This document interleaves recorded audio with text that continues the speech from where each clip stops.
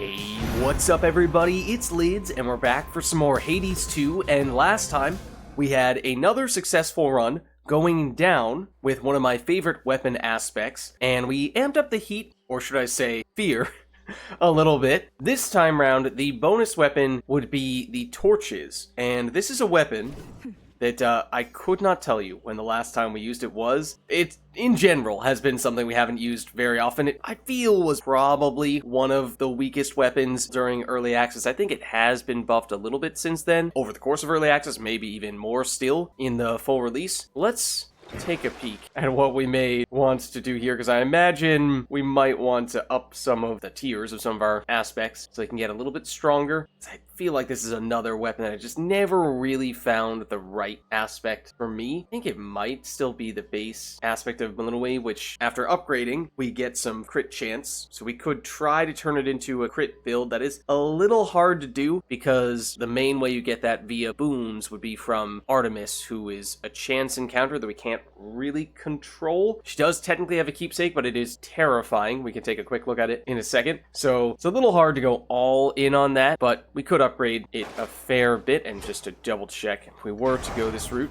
a healthy fear of darkness. that would mean, the game wants us to go down again. We have been going down quite a lot as of late. Ideally, we would probably like to go up. It'd be a 2 fear run rather than the 8 that we did last time, I think. And as you can see, 10 is the threshold for a bunch of other weapons, so just further confirmation that yes, this is a weapon we have used very infrequently, and when we have, we've not been pushing the fear very much, so we could have it be as simple as just having a single super boss, Hecate, and then leave it at that. So, I mean, I suppose we can. I really hope that the next run will have us want to use, give us the Dark Thirst for a weapon.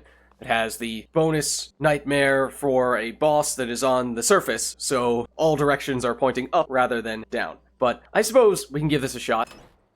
And then here is the keepsake that I was referring to. It gives you plus 20% flat crit chance, which alongside having flat crit chance from our weapon could make for pretty awesome offense. The problem is this one comes with a pretty huge downside. Limits you to 30 max life. And that is terrifying to me. So, thanks, but no thanks. We can certainly do some things to increase our crit chance if we would like, but that's not going to be one of them. So, we can certainly get this first upgrade, Silver and Cinder. That's all stuff you get from the very first floor, so that's pretty straightforward. And something is going on back there. That was 4% crit chance. We spend a little more Silver and a little more Cinder. Gets it up to 6. I mean, I would love if it was just always Silver and Cinder rather than Nightmare, because Nightmare gets a little hard to commit when almost every other weapon aspect is looking for that, for upgrades. We might start running out of Silver after this one, though, but I think we do it, because that gets us up to 10 crit chance, and that is the max rank. Okay.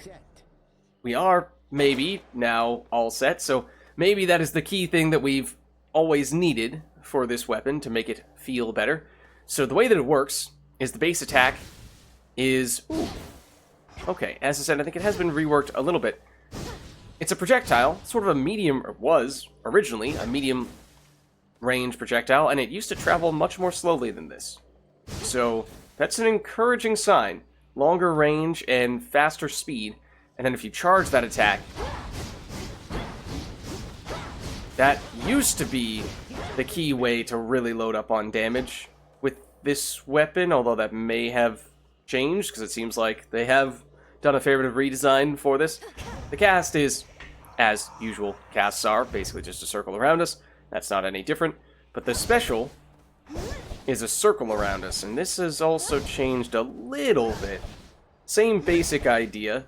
You get a circle of damage around you, but it used to be that it was one sort of skull or orb that would circle around you slower, but I think it would complete more than one revolution, whereas this is basically just a single revolution. But if you charge it, okay, then it does this, which is a little bit more like what it used to do, certainly at least with the charge-up version. It has more range than it was before. It used to be much closer to you when you did that. Okay, so, interesting. Crit is what we're getting from the aspect, and there is another safer way to go crit, and that would be to use Rocky here. Come, Rocky. And it has been quite some time since we last used you. So your deal, as a different familiar, is that you occasionally do a little bit of damage to enemies, but perhaps more important than the base damage is that you leave them marked. So that is kind of similar to one of the boons from Artemis. It makes those enemies have an additional 15% chance to take a crit. So that would mean 25% crit chance, at least if we're going after that marked enemy. And then we also just have a base additional crit chance of 2 more percentage points. Doesn't matter if the enemy is marked or not, so we're always going to have at least 12. That means maybe as high as 27 if the enemy is marked, but we might be able to upgrade that further. And then your other thing is that your bonus resource is the mining stuff, the rocks. Okay, so let's treat you. So we have now still a decent number of these. Here, Rocky. And so we can make it, yeah, the crit goes from 2 to 3%, higher chance of the rocks. Otherwise, the peck is more frequent, and actually you could make the case that is more significant for crit than this is, because, yeah, that's a 50% improvement over what it would have otherwise been, but this is still just 1% additional crit, whereas when the mark is happening, that's 15% crit, so it's a much bigger deal, albeit it's much less consistent, so maybe we'll still stick with this. Can't get enough of those. I don't think we can... Can we treat multiple times in one night? Oh, okay. You know what? Let's go for it then. Surprise. Surprise indeed. Okay, but it doesn't let us... Oh, does it let us go beyond this? Yeah, I thought for Golly, the polecat/ferret, we wanted to improve the block chance, and it seemed as though it was not going to let us upgrade beyond rank 3. But apparently that is an option, so we get even more crit, and then I was thinking we were going to do this. Mathematically speaking, this one, it gets better with each additional upgrade. Taking a second, or actually 2 seconds off the cooldown, that would pretty quickly become a pretty big factor. So you know what, if we're going to just throw a bunch of these on for upgrade purposes, then I think that is actually the best way to do this. How long does the marked last for 6 seconds. Wait, does it automatically move to another enemy if you take them out? I think it does. Does it? Or maybe that's just the, that might just be the Artemis boon. Artemis boon might be a little bit better in that way. We'd be relying exclusively on the Rocky Peck to pass that mark to another enemy. Will you let me treat one more time? Okay, let's do it. I'm going to save the other, which is Delights. I think we have even more cooking up right now, so... You're getting stronger. We should be able to be pretty aggressive on this front. But, okay, so now this is where, like, having a 5 to 6 second cooldown on the Peck, I think is a really big deal when you have a 6 second duration on that mark. It kinda, sorta means permanent uptime on it, depending on how consistently you're hitting the enemies we want you to be hitting. Yeah, 6 seconds, and it just doesn't say here how frequently the pecking happens. It only says that when you're doing the upgrades, but alright. We know it's good now. We'll stick with the gold purse, I think. We've now done enough crit upgrading on our familiar that hopefully that helps to make up for what we're leaving on the table. On the keepsake side of things, then yes, we're going down to defeat Cerberus, so we need to make it fairly far on this run, but we only need 2 fear, so we can go with the Super Hecate, and that would be enough, or we could obviously go for some of these other more straightforward things, but I do like, especially if you have low fear, just activate 1 or maybe 2 of the rivals, and then once you're beyond that point of the run, you might have, in this case, 75% of the run with functionally no more fear to worry about. So, let us proceed. Find the Titan, slay the Titan. I think the bigger question for this run is not going to be, can we handle the fear? It's more so just, can we make this weapon work? So we don't have a ton of experience, or at least don't recently have a lot of experience with this one. But a hammer to start things off is very nice. Let's see, specials create an additional projectile. Remember, that is the one that creates the circle around us. Charge special lasts for longer. Our attacks fire 20% further and deal more damage. Our crit works for both specials and attacks, right? So we don't technically need to prioritize one over the other. And we don't have anything else at the moment, so we don't have any reason to prioritize one over the other. I feel like charge this early on, when we don't have any mana sustain related things yet, is a little bit tricky. So probably one of these two. Let's go... I thought that I had, in the past, found that charging up our charged attack with this made the damage just continue to go higher and higher as time goes on. So that once upon it was actually, I think this weapon might have even been the first one we had a successful run with, but that was a long, long time ago in early access, and we just haven't used it much since then. This is unfortunate timing, because the palm, we could use it, for sure, for gifting purposes, or to craft for more of those enhancements for our familiars. However, it also would usually give us a level upgrade on one of our boons. We do not have any upgradable boons right now, so would have strongly preferred to have seen this later on in the run. So want to get a feel for just what the range is.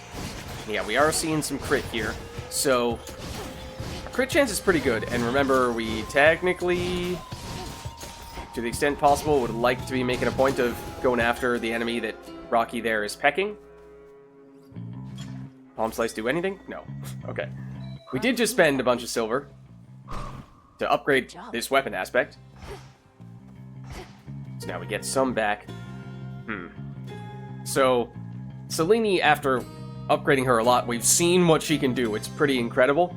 But the fact that we don't have any boons yet, and we've already seen that that has come back to bite us a bit, makes me wonder if this is the right way for us to go.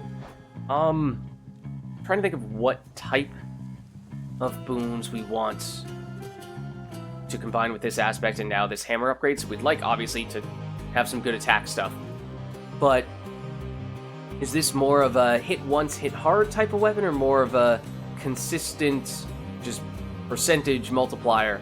I feel like with the crit, you're getting that big bonus. I mean, just anything that increases the damage, simply put, I suppose, will work. I think we do go Selene. Hopefully we can afford to be patient. The other stuff. A lot of enemies in this room.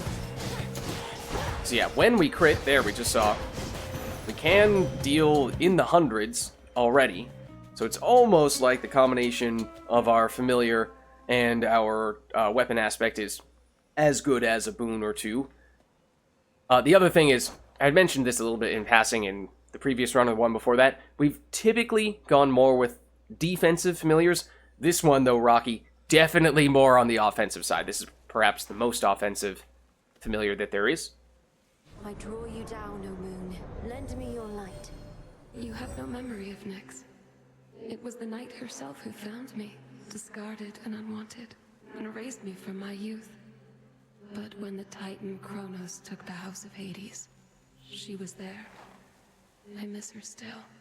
So we've started to hear a little more talk about Nyx from Chaos, I think is where we heard it in the previous run. As I was saying then, she's perhaps the most significant character from Hades 1 that we've yet to see in Hades 2. So perhaps this is starting to point in that direction. I also am not super familiar with Selene's mythological background, and if she's truly the moon incarnate, then I don't know if she is the daughter of a specific goddess, goddess, or titan, or if she's just a thing that came into existence somehow. But she sort of alludes to that here, that Nyx, who is the goddess of night, sort of discovered her.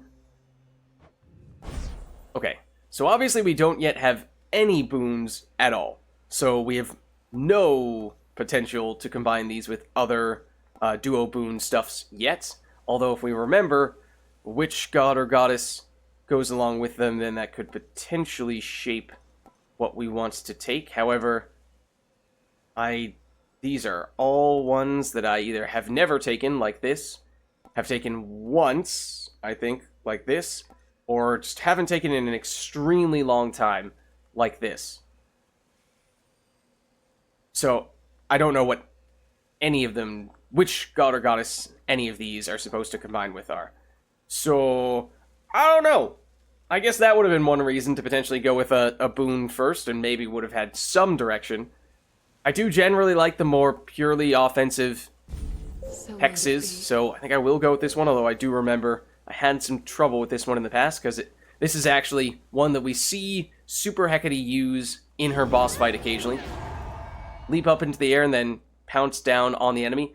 I remember, I think you do not have invulnerability as you are rising up into the air, so you actually can get damage, which was a little off-putting when I was first using it. And the damage, at least initially, is not humongous, so it is something that you need to be careful about. But I think it is not something... Ooh, I did not mean to do that. It is not something that I've tried upgrading a whole bunch. I think it's only one time when I had it in the past. So I don't know just how good it can become with extra upgrades, and this is probably not the room reward I would have chosen if I did have the choice. This, however, should be nice. Early run Hermes has the potential to be very useful, except it technically is not a standard sort of direct damage dealing boon.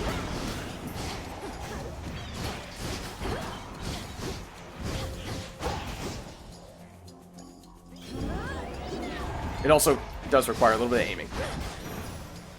That Hex, which obviously I did not do a good enough job of that time. Always smooth having an animal companion along. I've got a soft spot for the quiet, self-sufficient types. My little tortoise Kellen always feels at home wherever we go. It's so cute. He has a turtle in his knapsack, and it's smiling. Okay, so let's see. Gain dodge chance based on the number of boons we have. You see, the thing is, not particularly useful at the moment. Quick Buck, however, is generally one of the 2 or 3 boons that we really like getting from Hermes early on in a run, because it just means you have so much time to benefit from that extra gold. But it is one of those things that gives us indirect value, so we don't have any damage boosts yet, although the gold could be well timed to pick up some more things here. Not really. I was hoping for one of those passive damage boosts of some variety, and we're not seeing them. Okay, now this is interesting, because we can go to the left and get Arachne, who gives us a little bit of defense with the armor and some other secondary effect. Obviously, depends on which option we take. Or we go for a mini-boss, which, hopefully with our crit chance, we can still find a way through that without taking too much damage. But with a high-rarity Demeter boon, that could be really nice. So, to be honest, I think that might be more valuable than Arachne, though for plot progression purposes, going to Arachne would probably be more significant, because we did somewhat recently get into a conversation with Hecate about how we might even be able to reverse the curse that turned her into a spider. But I think for this, given the state we are currently in, I'm going to go this route. Oh, not this guy again. He is annoying. And he's the newest of all the mini-bosses here. So I have the least experience fighting him. Seems like a good enemy to do this against. A good encounter, at least, to do this, because it basically gives us a shield of sorts, almost. Okay, I'm not really trying to hit those guys. I'm trying to hit this guy. I was also trying to dash through that so we didn't get hit. So much for that, though.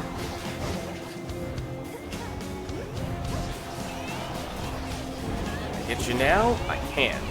Or did you dash away right as that was about to land? If so, then that's annoying. This guy is very quick.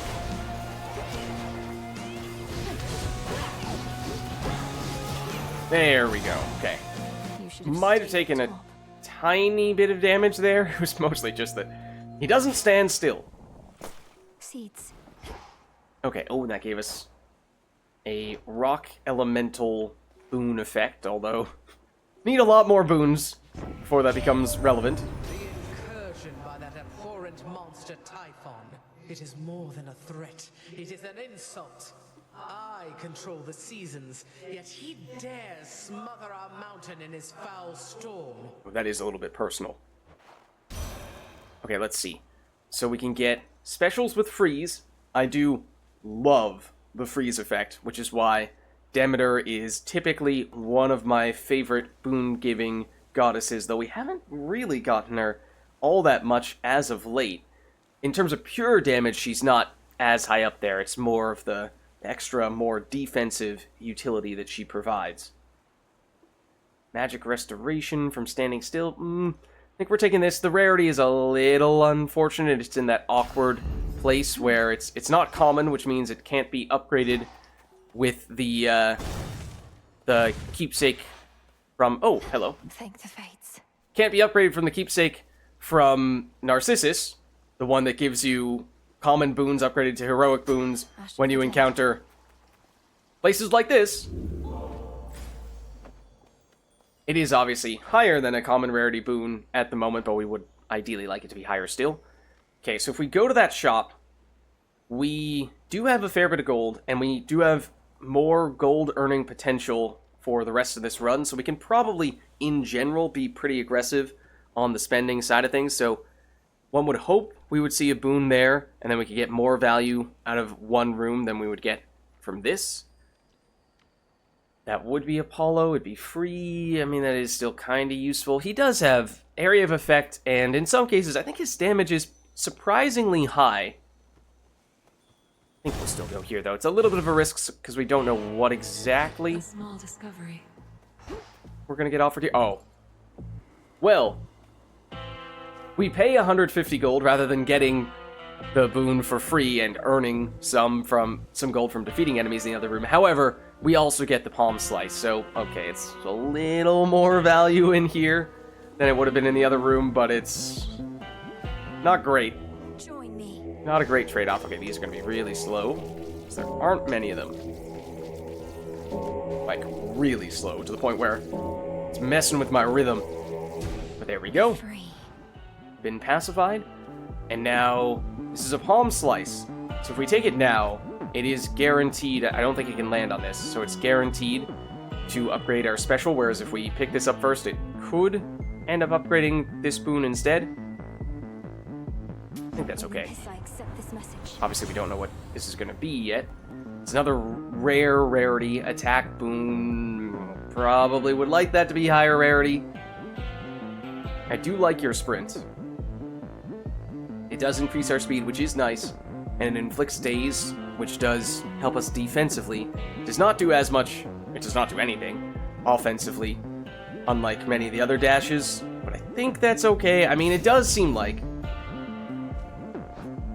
just this combo here is pretty good offensively at this stage. Obviously, we would like to still have more than that at some point. What is this going to upgrade? It is the special. Alright. Not loving it. Not loving it. Sorry, McDonald's. Princess. Oh. You. Okay. How's it going? Got something here you need, but it'll cost you some of your false power from Olympus. Oh, are we about to have to trade one of our 2 boons in order to do whatever this is? We get rid of the dash that we just picked up, and in return, we get 390 gold. Now, obviously, we just paid 150 for it, so we're getting a lot more than we paid. On the other hand, as I was saying, the question is not so much how much gold are we having on this run, because between the Charon keepsake and the boon that we got from Hermes that gives us more gold earning potential, we're gonna do pretty well when it comes to earning gold. It's more so, will we have enough opportunities to spend that gold in a meaningful way? And this is counteracting one of those times. I think we will still do it, but I don't feel great about it. And she's gonna steal... Nope. No, you don't. Haha! She was gonna steal the better room. Not this time. I want my palm. And that does mean it's, I think, guaranteed to land on our special at this point.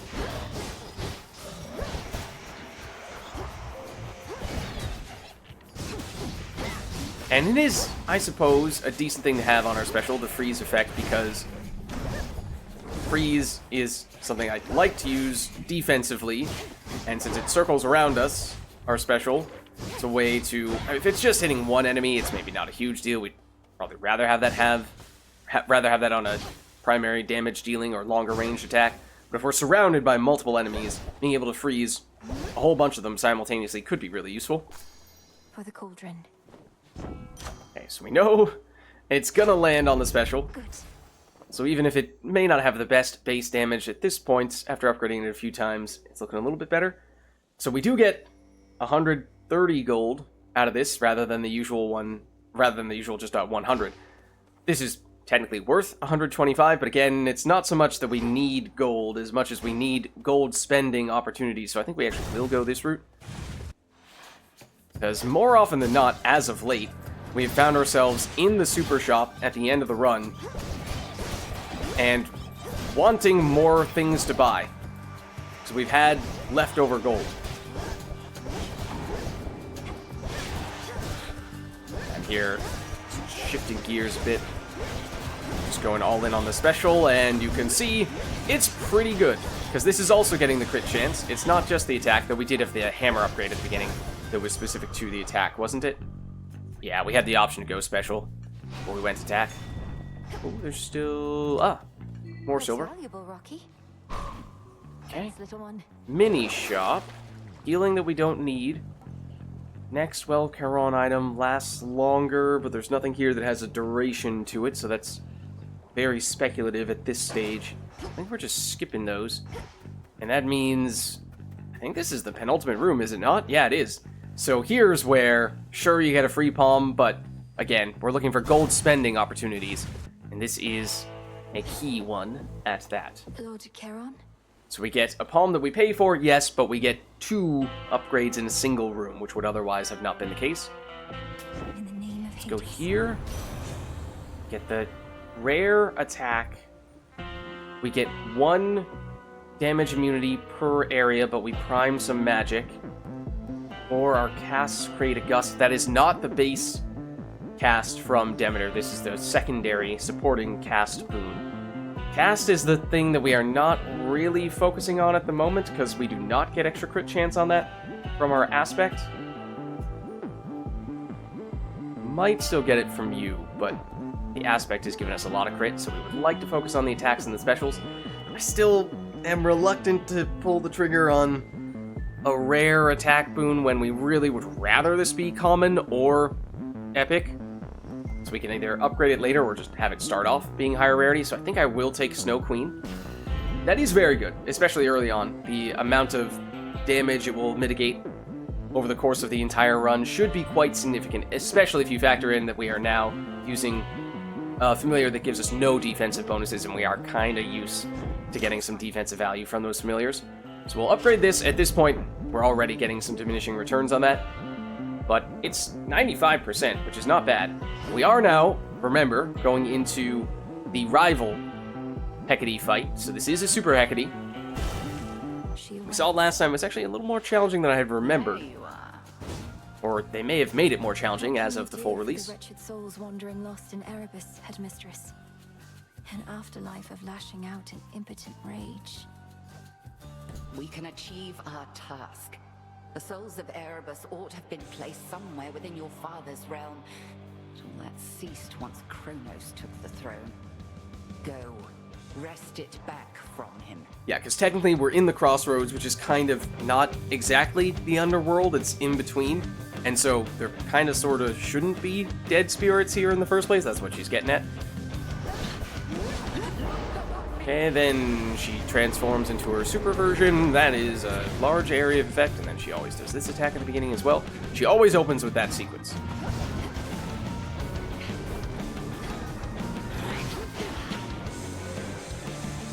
So she has this move, but we'll do it to her. Oh, did the bird peck her? If so, that would be very nice, because it would help increase our crit chance against her. I'd love to have a window. Hit her with... No, that's the wrong Hecate. Hit her with a charged attack.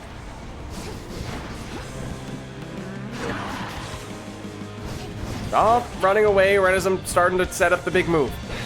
It's annoying. Oh, 3 attacks in that sequence. Did not realize you did that. The base Hecate only has sequences of 2.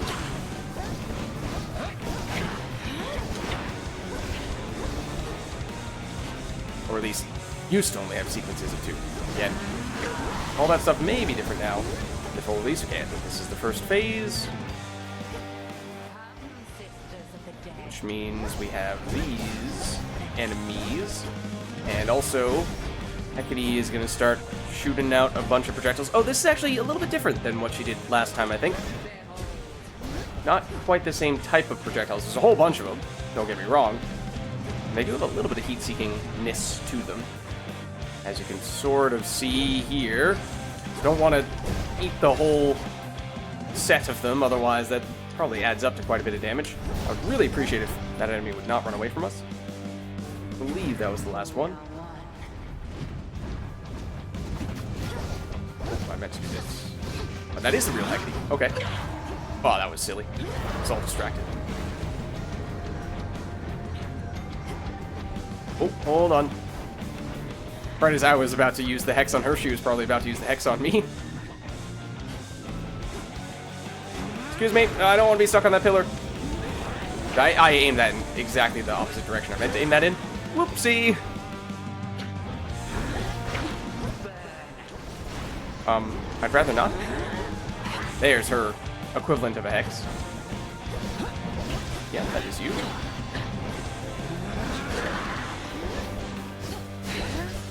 Yeah, so technically speaking, I think we are better off using...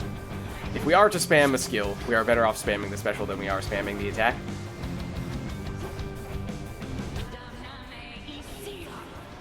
Whatever you say. That was interesting, that trajectory. So I was actually in between our previous videos, as she's about to transform us into a defenseless creature of some variety. I was watching a clip from actually, or a video, from several months ago, actually, more like a year ago at this point, I think, about Hades 2 when it was earlier on in early access development. And it was from the developer's perspective, giving some insights as to how they'd been approaching the development process. And they mentioned a few little things that I had not really thought of. Obviously, we've sort of referred to how Melinoe is technically a goddess herself, but she's not very well known. And what exactly is she the goddess of, you might be asking? And apparently the answer is something having to do with the moon, or something moon adjacent, which explains why there's a lot of stuff, including that hex indicator above our head, that is in the shape of a crescent moon. Oops. There's just a lot of projectiles that I'm trying to avoid, but it is hard to avoid all of them. There we go. I'm trying to play it cautiously, but... Whoa! Please don't spawn directly on top of me. Also, is that the real Hecate? That is not the real Hecate. Is the other one the real Hecate? That's the real Hecate. At least I aimed that one correctly. It doesn't even do that much damage at this stage. No upgrades, so... Oh, she's about to set up a very big attack. Yup.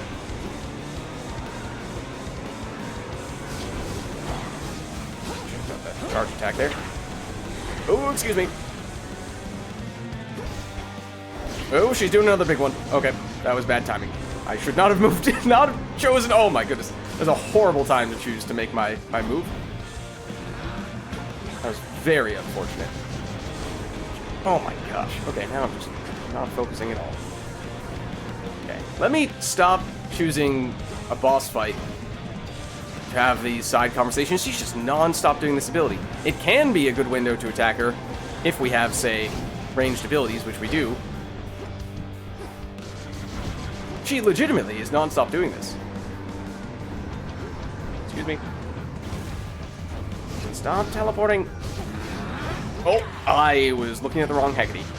And she's got back to doing it again. Don't do that right as I'm moving into the real Hecate. I was trying to capitalize on the window. There we go. Okay, so not exactly a textbook performance there. In the end, I don't think we took that much damage.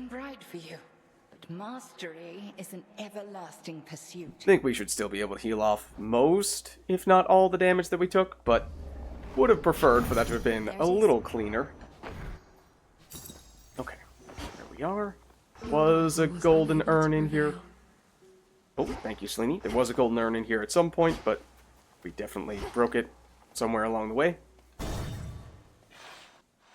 So we heal a bit here. We're basically at half health. No trash talk. No common boons that we're trying to immediately rarefy before we click on this. just click on it immediately, and so that means probably not about to use you. We could go this route, although as I said, the one prior occasion that I've used this hex, I did not upgrade it all that much, so I don't really know how strong it becomes with further upgrades, and I mean, I guess The beam. we'll see. Hopefully we can still make that effective. Random item from Well of Charon. Oh no, I just feel like we're not really getting types of items we would like to see there. So we'll just continue to save up and spend big whenever we get to a full-blown shop, and by the time we go into a room that actually has enemies, we should be just about full health. Okay. There's So. that rancid scent.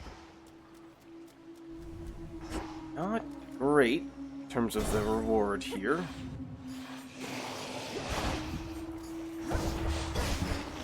Good opportunity to freeze those guys when they're right next to each other. This is kind of what I was saying before. Bunch of enemies nearby, might as well, like this, might as well freeze them all. Perfect for that. The water spouts. No problem. Okay. Straightforward enough. Rocky fetch. And we're going to get a lot of the rocks, because again, that is the type of resource that Rocky increases our chances of seeing. Just a lot of these, though. A lot of these rooms with the crafting resources that give very minimal bonuses on our current run, and when we're so low on boons, it's not what I like to see. Fortunately, this was just a two fear run, so we've already made it past the one fear aspect. It was that super Hecate fight. Now, from here on out, it's as if this is a normal run. We do still need to make it past Cerberus in order to actually benefit from this. But that should, hopefully, be doable. But Jump. we'll go here mostly just for the crafting resource. Here's another instance where the freeze is very nice. There is a cooldown on freeze. It lasts for a few seconds, and then once it expires, you cannot reapply it for a little while. So we can't truly permanently freeze everyone, but if we are getting good damage on that freeze, on the attack that's applying the freeze, then okay, we can probably just spam it. And these have been pretty crowded rooms, which are in a way to our benefit. This makes it easier to, yeah, just hit everyone all at once. So we could get even more bones, which is in large part just so we can try to buy more Nightmare once we return back at the crossroads. But no, we're looking for ways to cash in a lot of stuffs all at once, and this would be a good way to do that. Oh. Okay, I was just immediately checking to see if there was a nemesis we had to compete with. We do not. Could be good for us to get an Aphrodite boon here, as I was saying last time around, and as we saw firsthand, she has the highest percentage damage bonuses for her boons. However, they require that you be close range. And so, for the shorter range weapons, that's not a huge deal. That in some cases is more or less automatically going to be the case when you're hitting them. But at least for our attack, I appreciate if you, would actually aim in the other direction. Certainly, near the end of that path, that's no longer close range. I don't know exactly where the cutoff is, but this is not a great weapon to have close range based bonuses, at least for the attack. The special could have worked. We're already committed on the special, so if we got a sacrifice special, that might actually not be the worst thing. Let's see. Yes, I accept this message. Almost any other run, my eyes would light up at this. It is common rarity, but again, that is upgradable. So that's okay. Attacks gain power. I mean, this is not bad. Might go this route. The priming is a little unfortunate because we don't yet have any magic restoration stuff, and we've already primed some of our magic. I think we take it, because flat damage can get significantly increased if we get a crit, and this works. We have a lot of crit stuff, and the hammer upgrade. Oh, right, the hammer upgrade also increased our attack range, so further reason why we don't really want to go all in on Aphrodite, as we see a mini-boss potentially in the next room of the Aphrodite variety. Now let's get this, though. It's still the only thing we can upgrade. Now we'll take you before we forget. Let's get you someplace safe.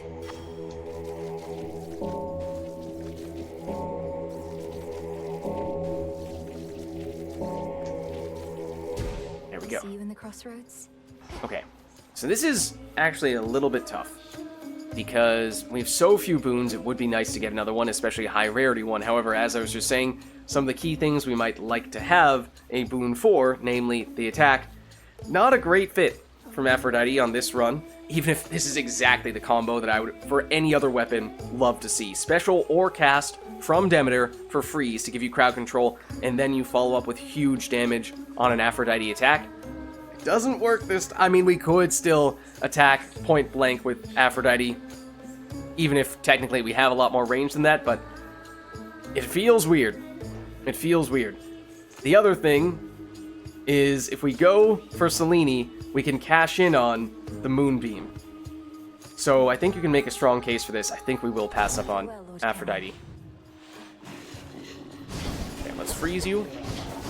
Okay, I'm trying to aim for the enemy that we had frozen, but I have to tell you, this is not the first time this has happened on this run. The game does auto-target to a certain extent with our attack. It has a mind of its own.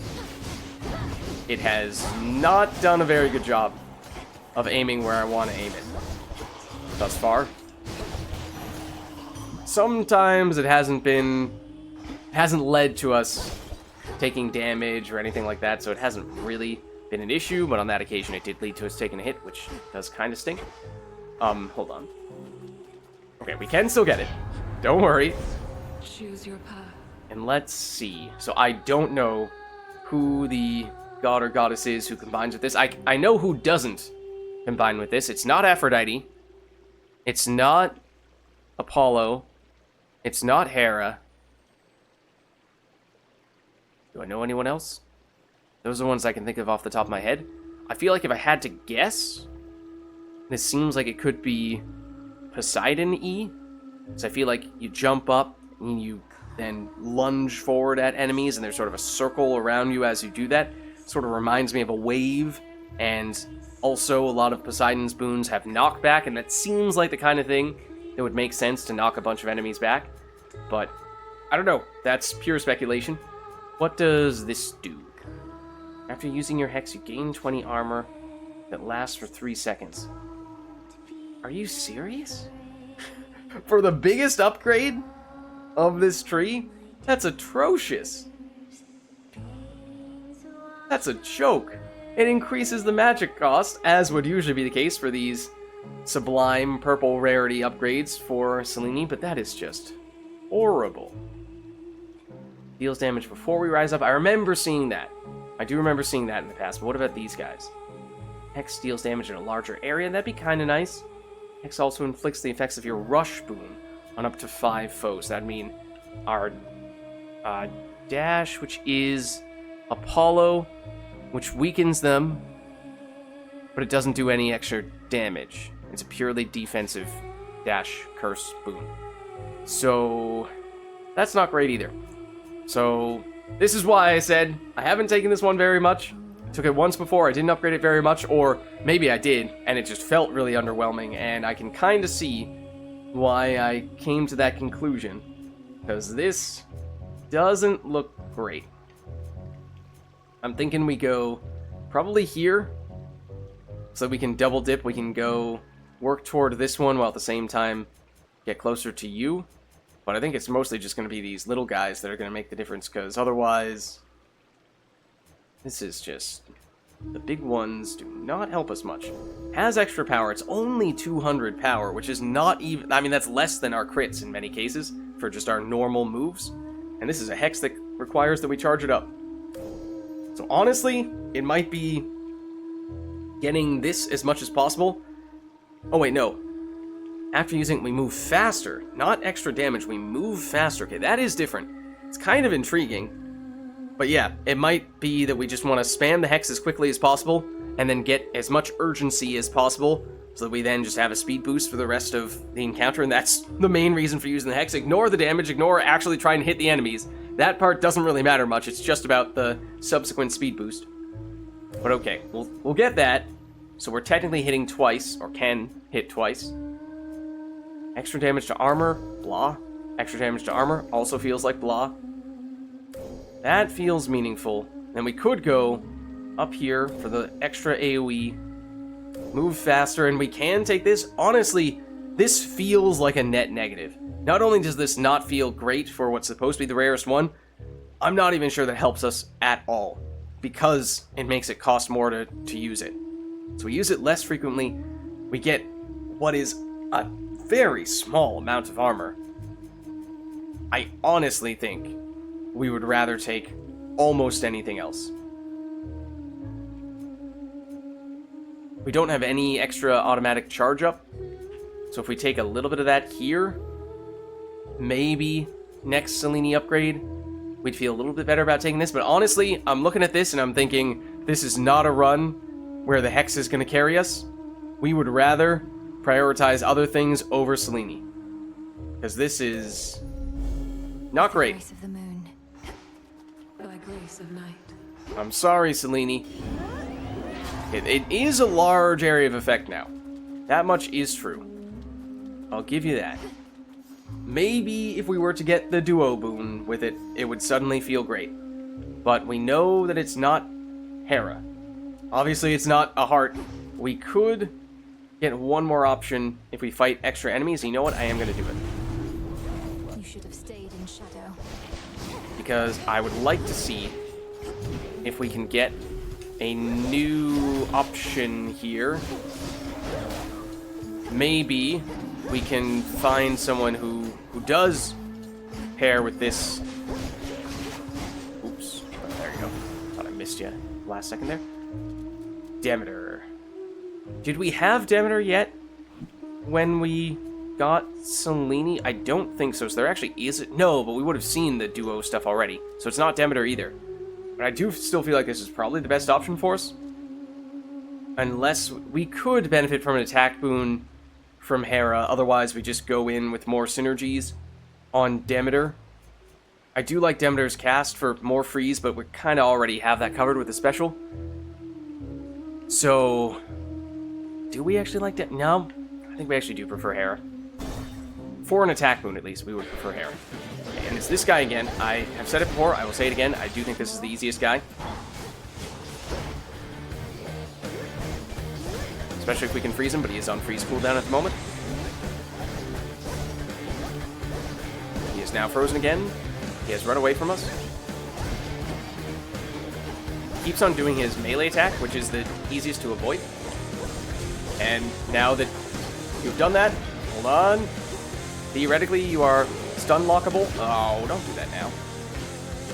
I want to kill you without taking out any of your teammates here. Kinda, sorta. No, stop running. There we go. Yeah, because all of your friends just disappear immediately if we kill you. I can use Technically, we might not have gotten gold from killing them if we had gotten them first. I don't know. Maybe the slightest of suboptimal plays in that way, but let's see what we get from Hera. I can barely reach you as it is within that murk, and you seem even farther away now. The very outskirts of your father's realm, is it? That's not the customary path into the underworld. Oh. Okay. We do get this infusion option. We need 2 of everything. We're actually closer than I would have thought. Wow. We need 1 water, which I think some Demeter boons, but not all, are water. So that with Demeter with Demeter, that's potentially doable. And then fire, Aphrodite is mostly air, and I think some water as well. So we don't have precedent for a good fire boon god or goddess. So that one would be a little tricky. It may still be doable. Otherwise, this would be pretty good. Or wait a second. Oh, we sold the dash boon from Apollo. I was like, why are we able to get this dash boon if we already have one? And this isn't a sacrifice. This might be a better one to combine with the one of the blue options, the bottom one on the Hex upgrade that we were saying, oh, that doesn't work very well with the Apollo boon that we picked up. But I think this is rare, So we'll take this, and then if we do see Nexus Rush later on, decent dash boon, and it does also give us a fire boon, which is something we'd be looking for that. And we could potentially get it in that room right there, and that is definitely the room we will be headed toward. Okay, woo, hold on. It wasn't quite enough to take you out while you were frozen. Excuse me. Please don't do that. Ooh. Yes, poking them a little bit. Seems like it's kind of necessary. Hello. If we want to be able to hit them, if we want to be able to take them out before they unfreeze. This looks like another room where, woo, hello. Bunch of last second dodges here. Just a lot of projectiles, but it seems like another room where we're going to have the option to get more places to go next if we're willing to fight more enemies, but we'll see. What do we get here? Wouldn't be opposed to this. Otherwise, charge moves get a pretty sizable chunk of damage, but we do prime even more magic, which we've already done a lot of. But I think we take this, especially because we are that just one boon away from getting the infusion. Oh, and it does make everything rare. It would have helped to have reminded myself what the actual benefit of this infusion was before taking it, unquestioningly. Yeah, because there is potentially reason to take a common rarity boon so that we can upgrade it with the Narcissus Keepsake later on. We'd have a very small window in which to do that now, but okay. Ooh. I do like Hermes. It's still relatively early on, so there are some things we could benefit from a lot there, but I don't think we can pass up this opportunity. We will very likely find ourselves... will we have infusion active after this one? We would need a water boon. Yeah, there's a pretty good chance one of these two is going to give us a water boon that we like. So, we might just be passing on the Narcissus Keepsake altogether on this run, even if it is usually something we like. Hera, getting mad, in my opinion, she might be the most difficult goddess, god or goddess, with the environmental effect that she creates, so I'm going to pick her first specifically for that reason. Bless you, my dear. Okay, let's see. It's a cast from her, main cast. Whenever we run out of magic, this is the magic restoration option. Charge moves deal a big burst of damage. We saw this before, but prime a little bit. It's higher rarity now, and it is Earth, so we're not getting the infusion yet, which in some ways is a good thing. Aphrodite gets mad. Don't offer you my blessings so you can just save them for later, like some sort of snack. You want something else? Fine. You can have it. Sorry. Here she comes. She's angry with me now. Oh, yep. There's little hearts chasing after us. Speaking of chasing after us, it's not the only thing chasing after us right now.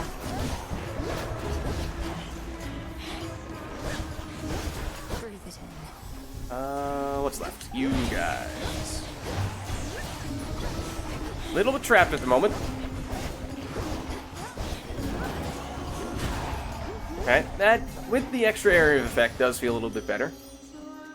And I guess we did not take any damage from that, so that's good. Our emotions ran a little hot there, didn't they?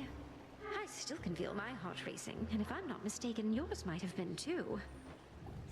Well, I mean, you would probably know that is kind of your thing.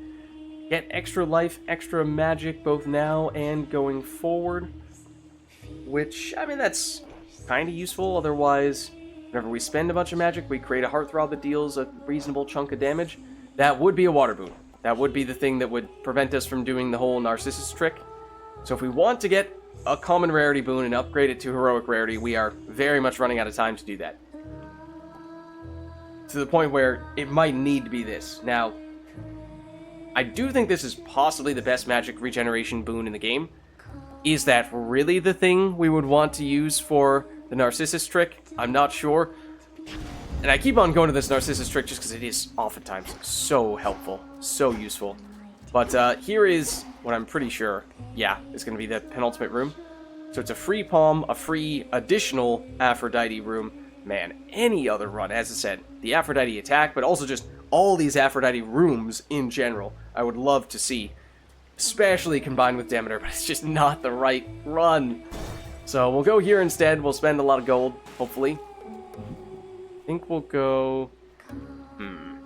The Slice still has a pretty good chance of landing here, and we are getting pretty significant diminishing returns, so I think we will go Apollo. In the name of Hades. We do not have enough fire boons to activate this infusion yet. It would give us some healing.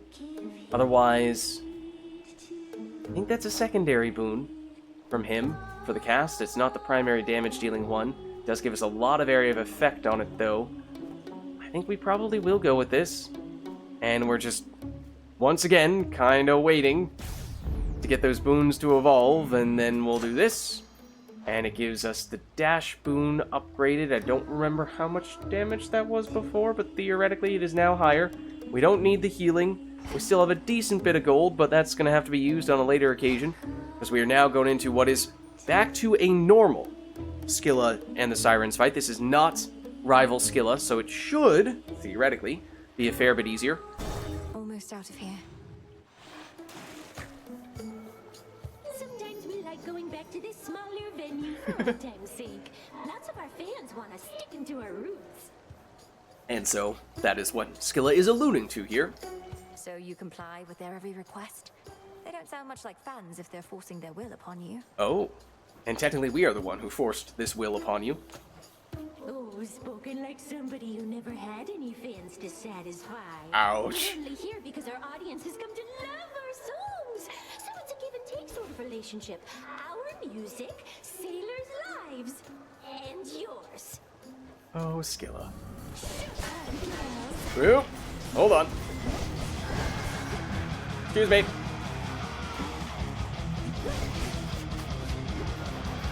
As is often the case, I'd like to focus on you. This, I think, is their best song. Still, this is the one that gets stuck in my head a lot. Except, don't sing the lyrics to this one out loud, because it has some pretty dark lyrics. Ooh, you were not going in the direction I thought you were going there.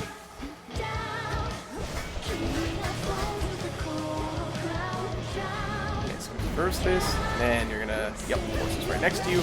But you should be, yep, close to going down at that point. Now we'll focus on you two, and you're right next to each other. I was gonna use the Hex, trying to get a little 2-for-1 value.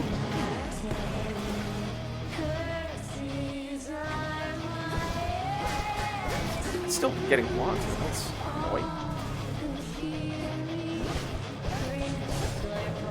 A lot of the Kitaris attacks are actually just things that stun you. They don't directly deal damage. So she's generally the least dangerous. She'll rush you down the most aggressively to a certain extent, but those attacks are infrequent enough that that's not even a huge deal. Alright, do we want to use the... Oh, hello. Hex here on just Scylla? I think it's just because technically the special is coming at an angle, and that's why it's not breaking through the armor. That's the, that counted as hitting us?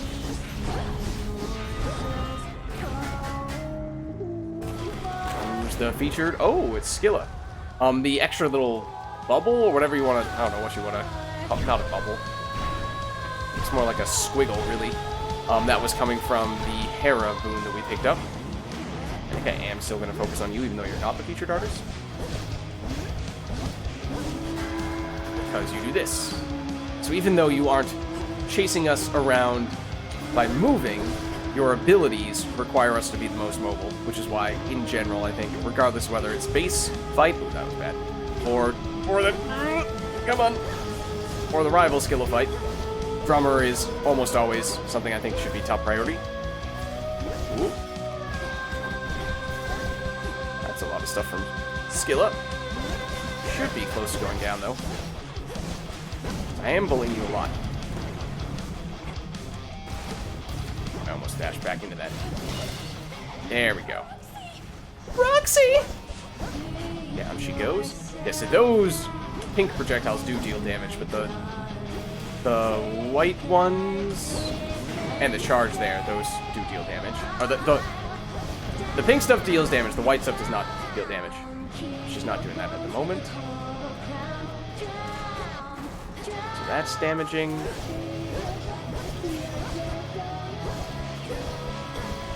Travels a little more quickly and has a little more range, the other attack. But now she's just edge. I'm going to save the Hex, theoretically, for the final phase against Skilla when she summons all of her friends. Would love if you didn't create all those projectiles. Wow, that was silly to walk into that. I think we've taken more damage from that than anything else, just the little projectiles that get created out there. Excuse me.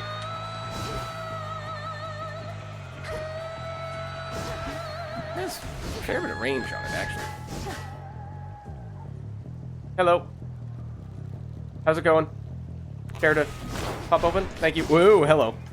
Little surprise for us, I see. Okay, how close are you to actually phasing? Get her, Rocky. There it is. Okay. I was waiting for this so that we could do this. Ooh, okay, yep. But as I was saying, it's not as much damage as I would like it to be, and even if we're spamming the special, which should be really good against large crowds of enemies, we did still take a hit or two there. Should still be able to heal it all off, but there we go. Blasted catchy song. Yeah, actually, is that my favorite one of there? That might be my second favorite. I'd have to see how many songs they have exactly, because I feel like sometimes I'm bundling some of them together. That one is either my favorite or it's my second favorite of theirs. Okay, anything else in here? Don't think so. So let's hop on down. And so this would have been the time to do the Narcissus trick that we used last time and several times before, but it just didn't really work out that way, I don't think. So probably means we are passing on that altogether because we aren't really going to want to commit our keepsake to that on the final floor. So instead, we could use this floor for either a specific god or goddess who we really want a boon from, or we could go concave stone and use that to potentially get a little bit of extra boon stuffs. I think I'm leaning that way. This then. Yeah. Heal off the little bit of damage that we took. I mean, that's something. We actually don't have as much gold as I would have expected. We have spent fairly aggressively. We got 30% extra gold earning potential for the rest of the run. That's not a game-changing amount. I mean, not if you're spending gold on every possible opportunity. I know we've passed on basically every mini shop, but almost every normal shop we've gone to and spent all that we can spend there. Okay. Palm and life. Would like boons, preferably. We are still light on those. That's a free little bonus, so we'll take that. Where is... That's where the tree is. Now we're getting to the point where some of these enemies are going to be getting pretty strong, and we don't really have the consistent damage we'd be looking for. Now this gives us one more point for Selene. I just don't know that that's...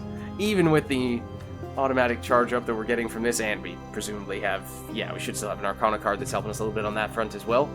I still think getting a little more power on it is more meaningful, because we've had it land on enemies and just not do significant damage to them. So I think we go this route, and Rush Boon now is more meaningful. That actually, I think... How much damage is that? It's 120? Pretty sizable.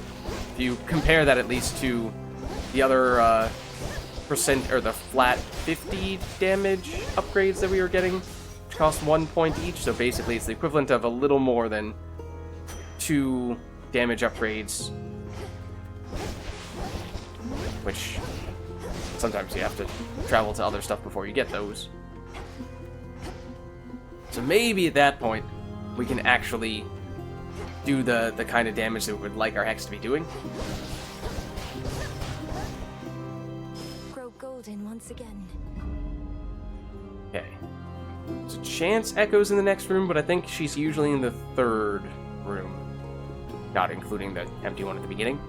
So if we were to get one of these duplicated, neither one is great.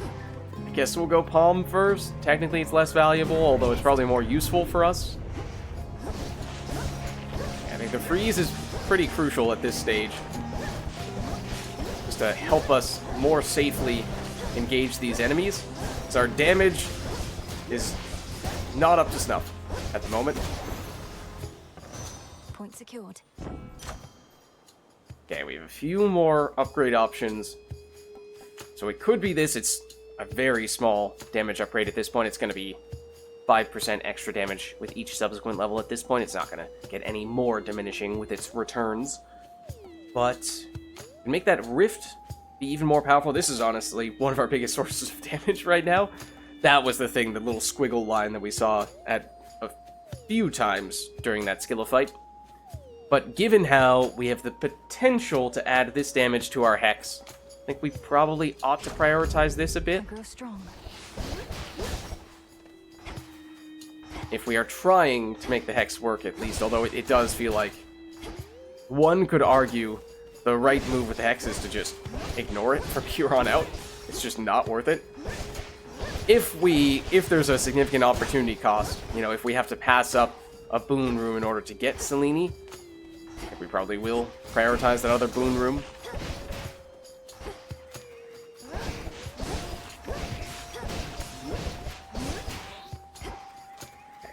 Now let's get you. Oh no. A sorrow spiller. You are annoying because you have the smoke cloud, so I'm glad that we got rid of you. Also, you guys have some pretty nasty melee damage. Fortunately, as long as you're not on freeze cooldown, we can still deal with you pretty handily. So it's mostly the area of effect from the special that's carrying us right now, and it is still pretty decent damage, don't get me wrong. It's just that we are very much a one-trick pony at the moment. Think I can finally go. The charged attack, yes. So we can still get some crit damage from that, although technically the special can as well. Although we have the hammer upgrade on the attack as well. This is more or less exactly the situation that I just anticipated might happen. So that's why I chuckled when I saw this. Because here is your boon instead of your Selene upgrade. This is a mini-boss, and I don't feel great about fighting a mini-boss at the moment. We can potentially get this to activate for you. I don't think it works for Selene, nor do I think I would want it to activate for Selene. So I think we're doing this, but this could get ugly. Out of my way. Depends on who it is. I think this might have been the mini-boss we would have preferred.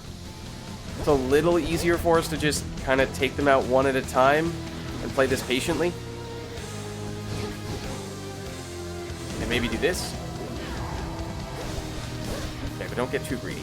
It would have been really nice to have taken you out there, but alas, you still live with a tiny sliver of health.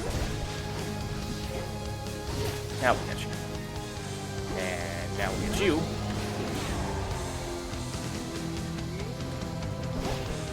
Ooh, don't get greedy. Patience is key.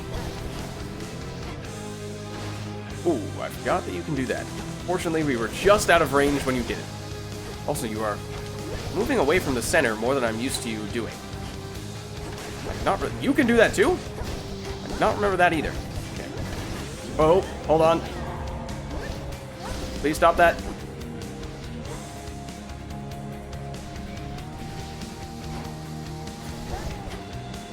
Get her.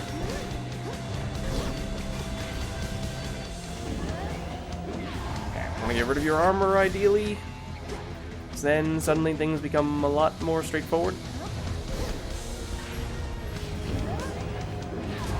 Okay, the freeze plus then the hex Until we meet are again. charged special to set up the hex and freeze along the way. Olympus, I accept this message. Okay, so let's see what we get here. Theoretically higher rarity. We are throwing out the possibility of the Narcissus Keepsake rarifying a common boon, so we can't scoff at rare rarity boons anymore. We also should not, similarly, should not throw out the idea of picking up a water boon and activating this infusion. It will then guarantee that we will not see any common rarity boons. But we had one other one, this infusion, which needs one more fire boon. We're not going to get fire from Demeter. So it's a matter of, do you go cast for even more freeze, or attack, which also gives even more freeze? It's a little bit overkill because they still share the same cooldown, and we'd probably prefer for the attack boon to be a higher straight up damage option, so I think we will still go with it. Or no, this. That was my boon. Take care. Oh, okay, well we will get the extra... Oh. That was weird. Okay, we've only used this keepsake once before. It activated there, gave us the extra boon. I did not press the confirm button. It just had that little sound effect and the blinking effect to indicate, yes, this is activating right now. You're going to get an extra copy. You're going to get an extra one of these actually selected. But just by mousing over the attack boon, it gave us that. I'm not sure it would have been my choice. But it's what we landed on. So, okay.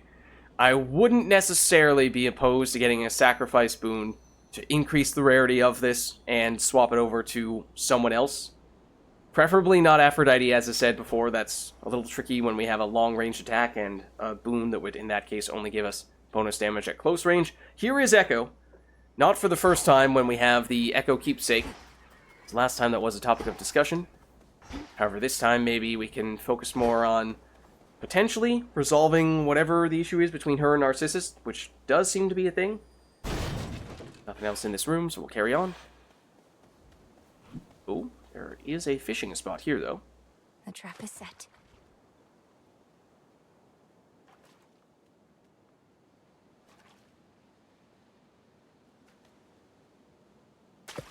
To me. Here we are. Hi, tearjerker. She says with a sniffle. Is that? It's him, Narcissus. Oh! They're together. Okay, hold on, this could be big. Narcissus, Narcissus, Narcissus. Oh, hey. Echo and I, we were just catching up a bit, I guess. It's been a while. Forgot how much I love the fields. Isn't this great? Is she gonna say, isn't this great? I hope so. Isn't this great? Isn't this great? Whoa, wait. It's great. That was a different voice. Is that her normal voice? And every other time it's technically been her sort of cursed? I'm pleased to see you here, the both of you. The energy feels completely different than usual, in a good way. Echo, I hope that everything's okay? Everything's okay. Everything's okay. Everything's okay. Alright. This is encouraging. Double the level of our boon that has the highest level. We do have a very high level Ice Flourish. It does mean we're getting some pretty diminishing returns here, but it still does equate to more damage. Otherwise, we get another copy. This is the thing that we are so often talking about trying to plan for.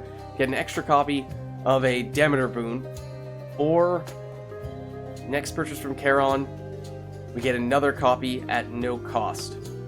So it's a lot of... it's either a bunch of extra levels on this, which is a very important boon, and that would probably be the best way for us to upgrade it at this stage, because we can't rarefy it. Get even more Demeter at this point. Demeter Infusion might be the thing that would be most valuable to us. I think we would need even more water boons for that to actually take effect. Or we have a little bit of control over what we get. Well, we are subject to whatever ends up in the next shop.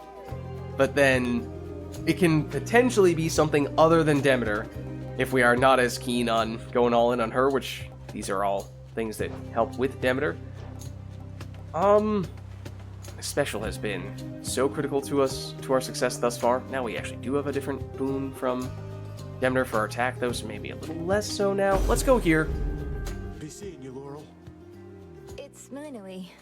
Forget it. Melinoe, forget it. Forget it.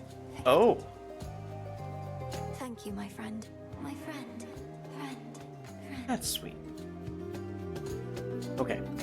So I'm thinking there is a boon that increases freeze duration, which now that we have multiple ways to freeze could be very useful, or Authority. keepsakes are stronger this night if possible. I've seen it several times before. I know it has the scroll next to it, meaning that we haven't taken it. I've seen it and always passed on it because I've always been using a max level keepsake at the time of this showing up. So at that point it doesn't do anything. Or, as just happened here, we don't have a max level keepsake, but it's already done its thing for this floor. So I don't think this would refresh it. There is a small chance that it would, though, actually. Because if you do level up a keepsake mid-floor, then that typically does refresh its ability. I'm thinking of the ones that are from the boon-giving gods and goddesses, where you can rarefy something. Those do refresh if they rank up, and I feel like same might happen for this.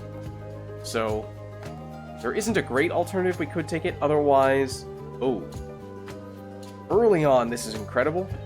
It's a little late for it. This would be another way to rarefy, of course. If that were to land on the special, that would be fantastic. Ooh. Otherwise, we could reroll here, because we haven't used any rerolls. As I said, I was thinking about the one that gives us the extra freeze duration, or the Demner Legendary, because we have a lot of Demner stuff going on, but I don't remember what that does. I think we will take this. I think that's good enough. And then we just cross our fingers that it picked our preferred boon. Get more of these. And then does it tell us which one it's selected? Where is it?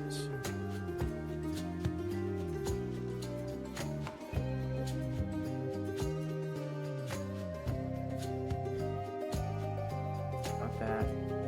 Where are you? Oh, it's down here. It does not say. Yeah, I mean, there aren't that many encounters left. Well, this will be 3 encounters in either direction. I think we're definitely going left here. Across the board, I think all those rewards are better. Flourish. Let's see what we're dealing with. Okay. Oh, there's also a little... Oh, excuse me. Excuse me. Please don't do that. Little gold. Please stop doing that.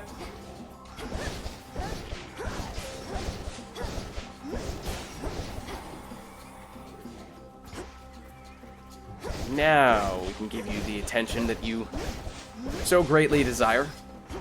Okay, so sequence is no longer affected by the echo potential. So instead, we'd rather just take the good stuff as quickly as possible. There may still be some Hermes things that the earlier we take, the more effective they are. Sorrow Spiller. Not you again. No more smoke cloud. The freeze does help a lot against them, because otherwise you always run the risk when you jump in one of those that you're gonna just immediately get annihilated by something. It's less of a risk when you can potentially freeze all the stuff that's right on top of you.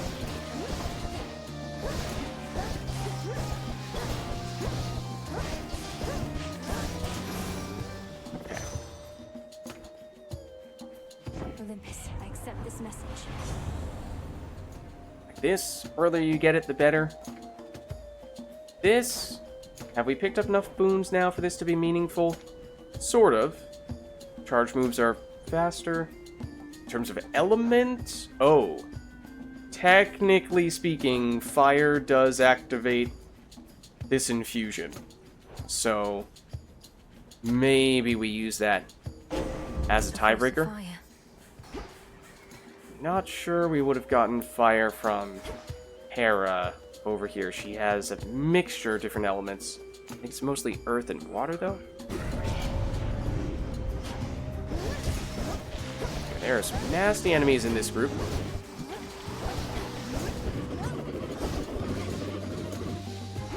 Excuse me. Oh, and I did not necessarily make a point of taking out the other little enemies who are in the area, and the reason that I usually make a point of doing that, even if they aren't necessarily guarding anything, is because situations like this, you may get kind of surrounded more easily. Okay, the concave stone did rank up. However, it did not refresh.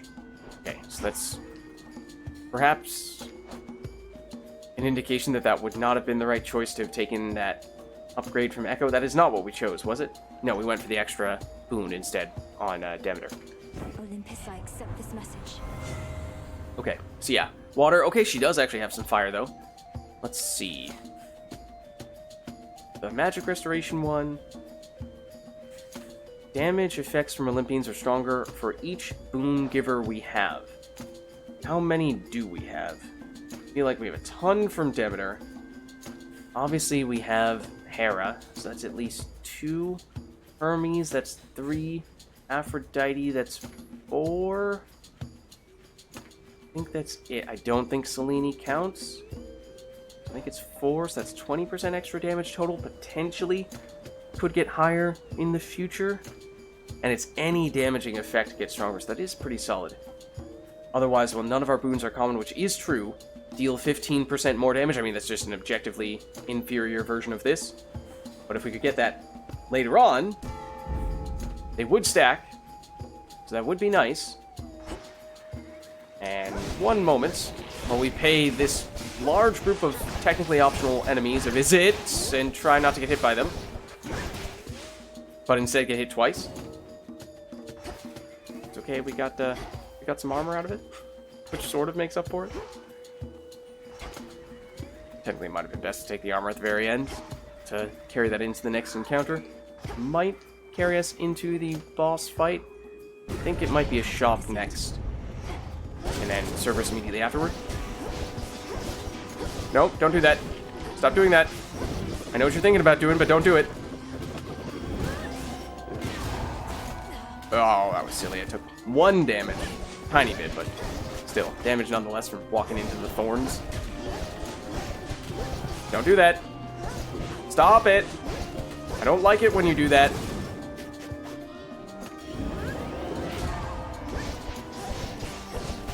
There we are. Okay.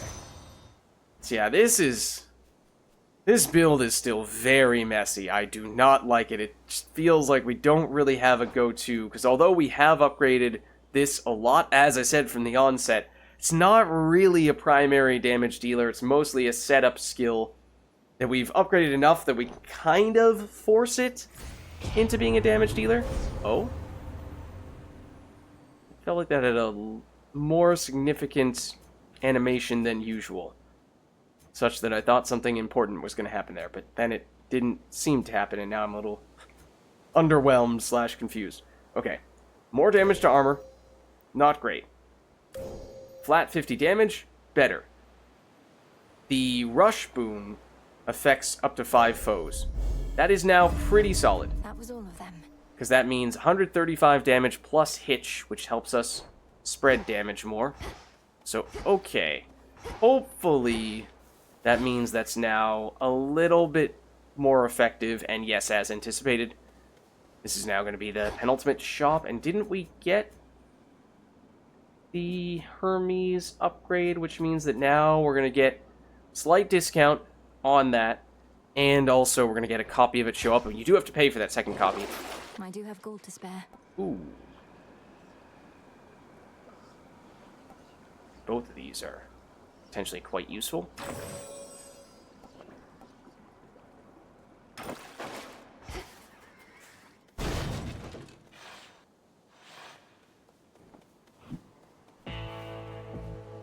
And we technically would benefit a tiny bit from the healing, but I don't think it's worth spending that. Nothing else in here?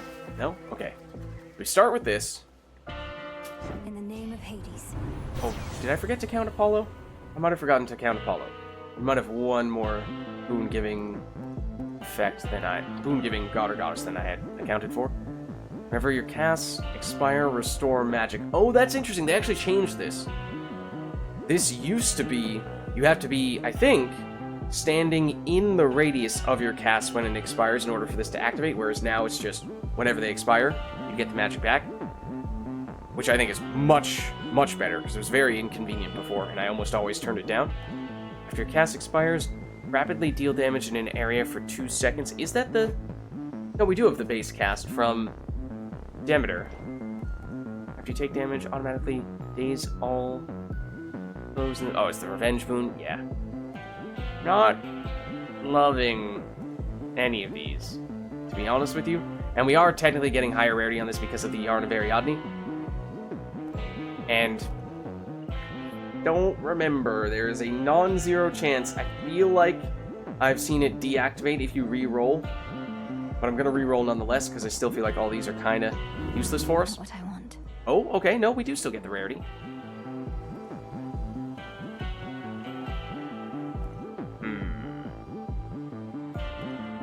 I think it's one of these. I guess it's, if you factor in the freeze that we have, if we play patiently, we can actually have this up somewhat regularly, and then we're going to get an extra copy, and we can afford it, so that's okay. And we could get this as well, if we would like. We do already have the threshold for his fire infusion, so picking up more fire boons is not really making a huge difference unless we were to find someone else with an infusion that is based on fire, but I'm not sure that we have anyone at the moment who would do that for us. So, oh, this is also charge cast, not even the basic cast. I think we're taking this. Okay, now we can take you. In truth, may have wanted to do this first, but it does still land on this. I mean, either of these are probably our preferred option, because our Hex gets a little bit of extra damage from this as well. So maybe we do go this route. Okay, I think this is everything we can do. Going into the Cerberus fight, we did also buy you, which gives us extra special damage. So hopefully that'll help. This is just the base Cerberus fight, not the Super Cerberus. Oh, and we're also getting this in 2 encounters. So we probably will get it only to activate once, maybe twice before the run is through, but first, for Cerberus, can't take him for granted. We must find a way to defeat him.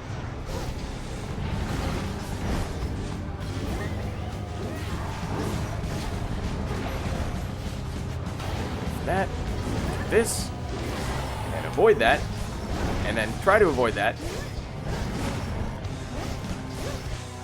And it seems like we're starting to finally get to the point where that Hex is somewhat meaningful.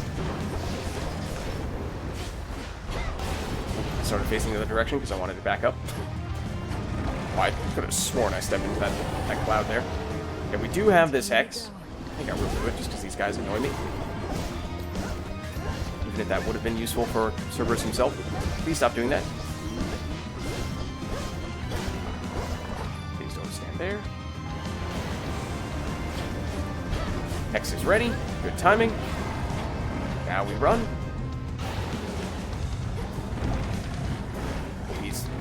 He's chasing us. Does give us a little bit more time to charge up our next Hex. So it's useful from that standpoint.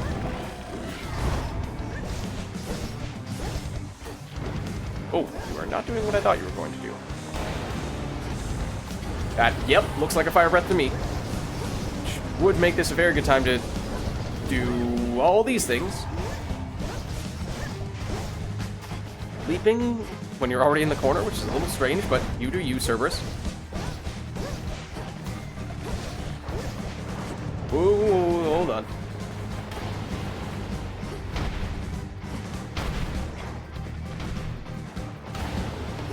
Where'd you go?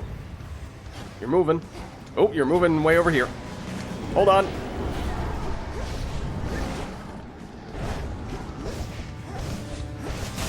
There we go. I don't think we took any damage. Whether he fought ferociously or merely played, three-headed terror Cerberus does not let on. Oh dear. Oh, I was gonna say, yeah, we'll never know if he's playing or not. What is his final form really like? This was his base form. We do actually know what his rival form is like, so I guess that's when he really is trying to defeat us. But base form, it's not too bad. And that was the enemy that we needed to defeat to get the bonus nightmare. I know the rivalness ended after we defeated Hecate, but technically it's a little strange. We had to go a little bit further before we got the benefits from having done that. Because remember, we could have increased the fear from any of a number of things. We just so happened to choose the Super Hecate. So we made it a little strange given the approach that we took. We're on to the final floor. And that was a little bit of an encouraging sign that Cerberus fight went more smoothly than anticipated, although obviously this is going to be a much more challenging fight, and still don't really feel like we have the obvious setup to take on Kronos here, but we shall see. We can go for either the knuckle bones, or, which are now maxed out. Okay, after we've used them quite a bit recently. Again, I've yet to really do the mental math here to determine which one is more efficient. I assume that Knuckle Bones is technically more effective if you go into the fight with all of your Death Defiances and at least a fairly decent amount of max health. In terms of, the taking 10% less damage across all of those lives. How much life do we have? We have, let's call it 200. So that means with 3 Death Defiances? Yeah, 3 Death Defiances, that's basically 60 extra life, functionally. Whereas this is 101. So Luckier Tooth is still more life. And technically, because it's a respawn effect after we get killed, we could get hit for overkill damage. And that kind of negates that to a certain extent. So it's at least 101 extra life that we're kind of, in a way, getting there. So the reason why you would take Knuckle Bones, I suppose, is partially for that extra defensive layer. This is better from a pure defensive standpoint. This is, once you factor in the damage, that 15% damage at the beginning, that's really the reason to go this route. So, I think I will still take this.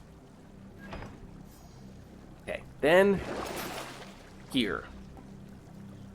Ooh, gosh. Yes, that does mean a Chaos Gate appears at the very beginning of the floor, which is the right timing. However, to have to deal with the downside of Chaos in the most dangerous floor when we do not have a particularly strong build, and there is some chance that the best Chaos boon will not evolve in time for us to actually benefit from it before the final encounter, it is not a given that we want to do this. In fact, I feel like this is one of those cases where we would actually prefer to pass. Does that tell us what the damage upgrade is if we hover over it? 25, okay. That way we don't have to double check how many different gods and goddesses we have. Yeah, I think we pass. We don't need the healing. We actually still have a little bit of armor. Yeah, I think no Chaos Gate. I wish we could, but I think it's just unlikely to benefit us and might just be downside.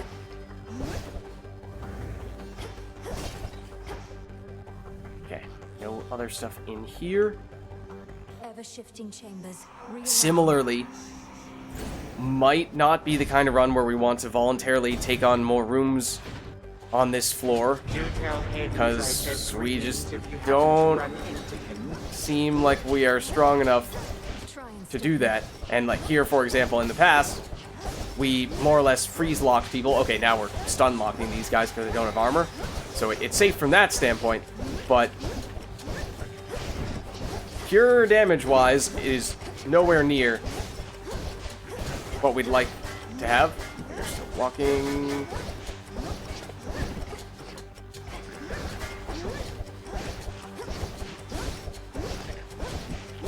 Get hit by the trap, please. Okay. Clear. Nexus Rush. Got rarefied. Our dash.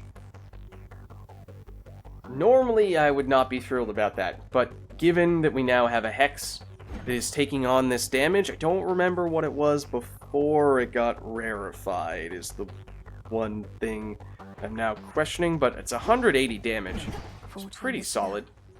That's just a straight-up bonus for our Hex, and also gets the curse for it as well. Definitely going to go into this Hades room because there are no enemies here.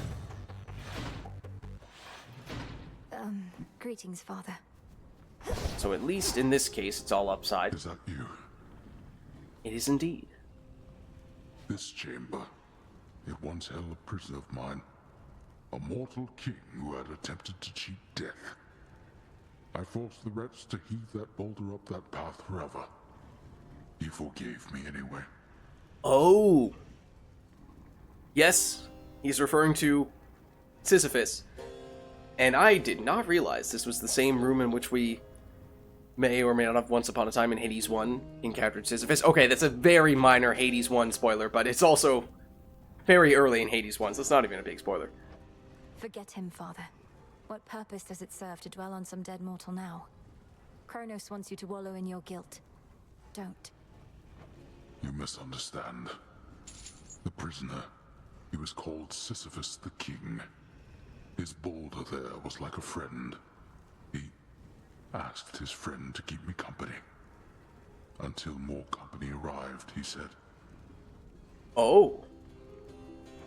Well, then I'm grateful to that boulder and the king. Kronos must not have accounted for your former prisoners being fond of you. Yeah, something tells me Kronos does not get that treatment very often. Oh, most of them are not. Some chose to join the Titan's legions and remain here in Tartarus. Not anywhere I cast my gaze, of course. Okay, let's see what we get here, because I think these could be pretty important. We need all the extra damage we can get, because we just don't have a lot of it right now. Deal more damage based on how many times we've used the Death Defiance this night. We did pick up an extra one from that keepsake, so it's a little more valuable now. In our confrontation with Kronos, Kronos takes a burst of damage after the first 3 seconds that gets rid of the first 20% of his life. If we had gone with the other keepsake we were considering, it would have been along these lines. Otherwise, whenever we use 60 magic, we get the soul urns, which do give us a potentially large burst of damage when they break. This would require that we use our charge special or charged attack a fair bit, which under ideal circumstances we would, but they are both kind of slow, so they are a little risky. I suppose that is where the freeze does help to make it a little bit safer. So, this is the most direct damage. I guess actually this might be, in a way. They're all kind of similar, I suppose. This one is most effective if things are going poorly. So, if you're optimistic, in some ways this is not a great choice. Maybe we go here. Go, daughter. It won't be for naught. The resting hound of hell makes plain he wishes not to be disturbed. But... No. Oh, that is the boulder. Sort of. Okay. Well, we proceed. Nemesis. Oh, Nemesis down here again. So this is where the real magic happens, huh? Let's see what the best of the Titan's armies have to offer. Oh, man. I'm just gonna tell you right now, if we are competing against Nemesis to see who gets the most kills, it's without a doubt going to be her, because, yeah, we have very little DPS. We can take enemies out very slowly and steadily by just spamming our special, but that's not going to win any races. Which means we are about to lose a bunch of money here, it would seem. Unless if I attempt to just dash through that, please don't kill those enemies. It's my only chance to win this.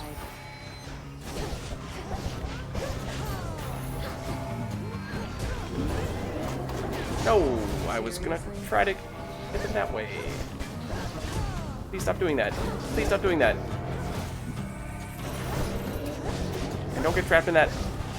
Can Nemesis get trapped in that, please? Hex! What happened to the Hex? I was told I have a Hex. I pressed it multiple times and nothing happened. I'm confused. We somehow beat her. All right. Fine, you. By a small amount. I'm See you soon. very surprised. But okay. Chamber's still to go. I guess we'll take it. It means more gold. And we actually, despite having the extra gold earning, I mean, we don't have as much super gold earning potential as we have had on the 2 previous runs. And we have spent more aggressively as this has helped us do that. So, that is to say, in the super shop at the end of this floor, we might not have that much money to work with. At least won't be able to go as crazy on that front as we have on some other occasions. This is where things get a little tricky. If we have multiple enemies we need to deal with simultaneously, because it's a little bit harder to go our slow and steady approach in this case. Excuse me. I don't want to be here.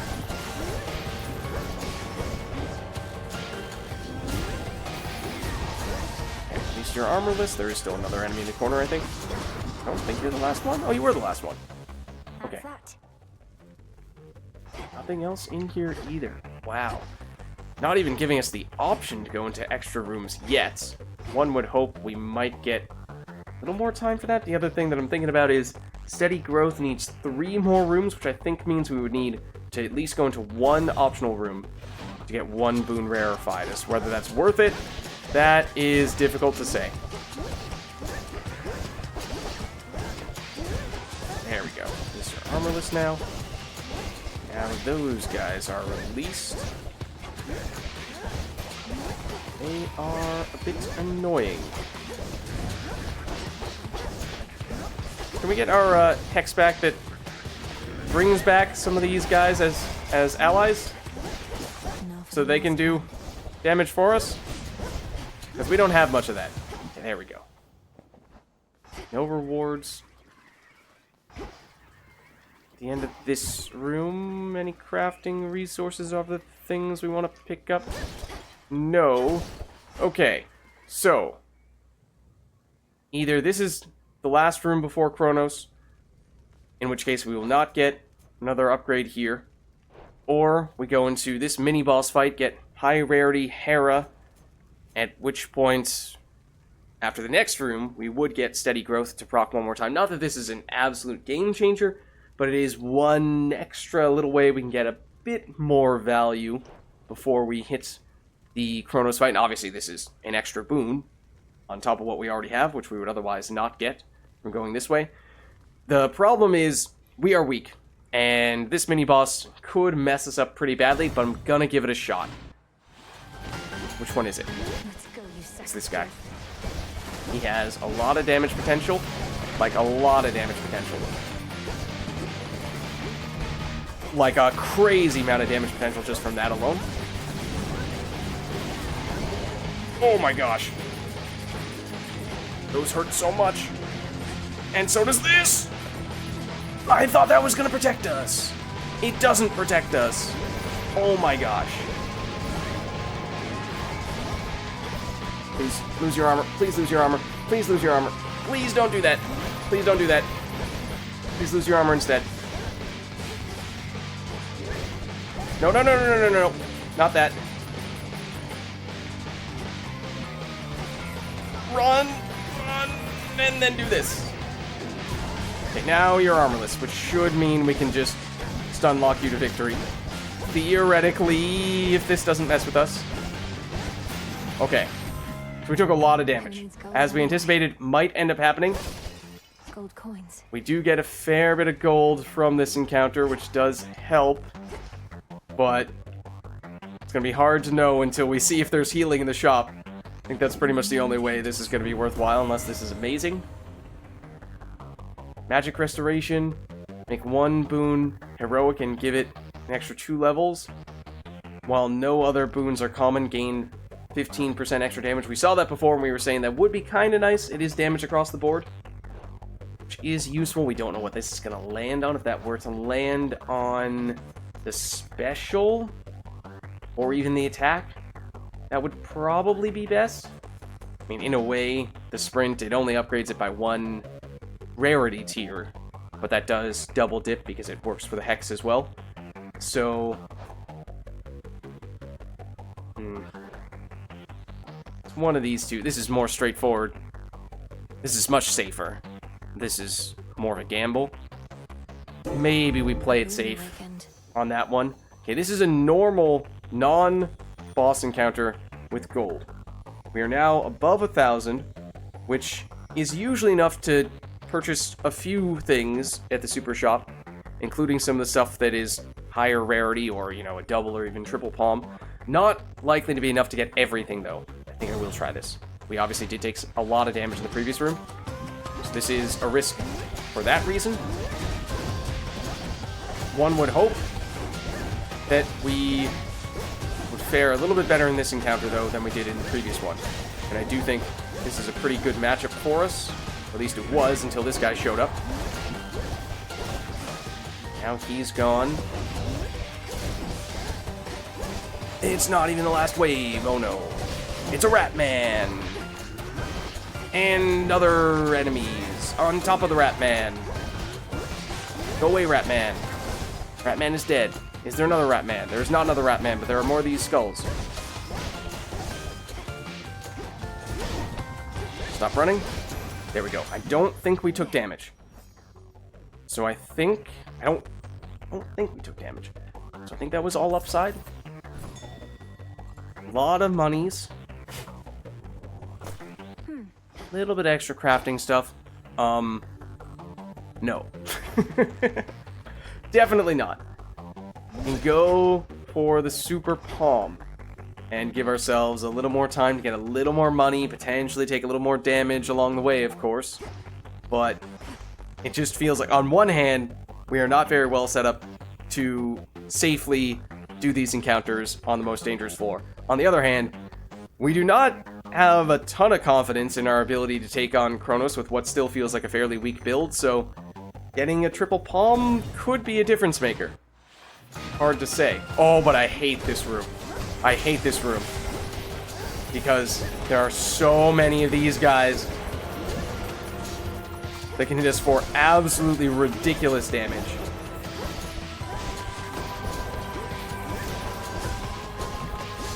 Because it's so hard to avoid getting hit. We can just whittle away at them at least a little bit.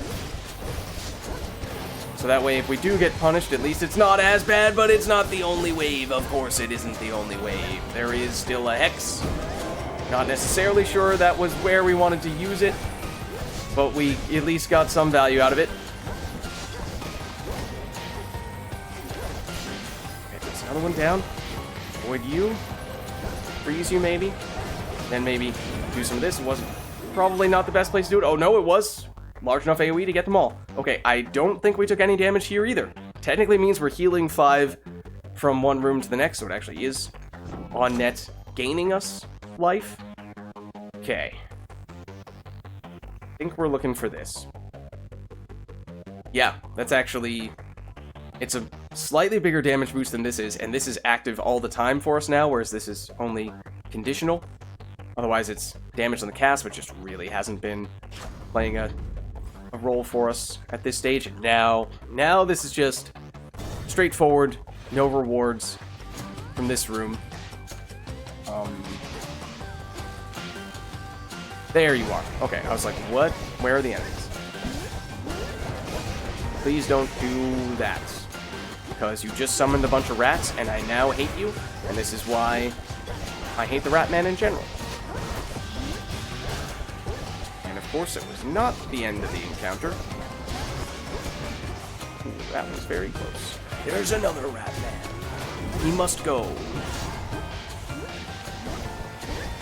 Oh, wait, what? That's not the rat man. That's just the... Uh-oh. Dash. Oh, I got hit by something. Nope. Nope. There's too many projectiles. I don't like it. Get me out of here. I don't like this room. I don't like this room.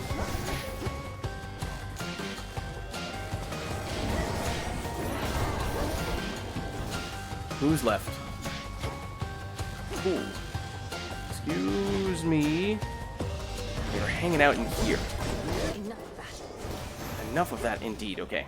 So we did basically take whatever damage we had healed off by going into those other rooms in this room here, but as you said, we had no choice but to go in here. So we're still probably hoping to see something that gives us healing in this room, and we do have more money to spend, so we feel better about making that sort of investment. Let's see, there is healing. There also is this. Remember that we... Ooh, this would be a fantastic room for spending a bunch of monies, but we're not quite rich enough to do it all, I don't think. Well, hold on. Remember, we're going to get a copy of whatever we buy first, and the first thing we buy is also getting a discount, percentage discount, so by that metric, we should go for this first to get the best bang for our buck. Hear me, on my authority. And range shots are slower. I mean, against Kronos is not the worst thing in the world. Dash more frequently. Chance-based effects are more likely to occur. What do we have that's a chance-based effect? We had it last time, or the time before that, and it was pretty incredible. So there's at least one or two things that we're able to get big-time value on, but that's not a probability.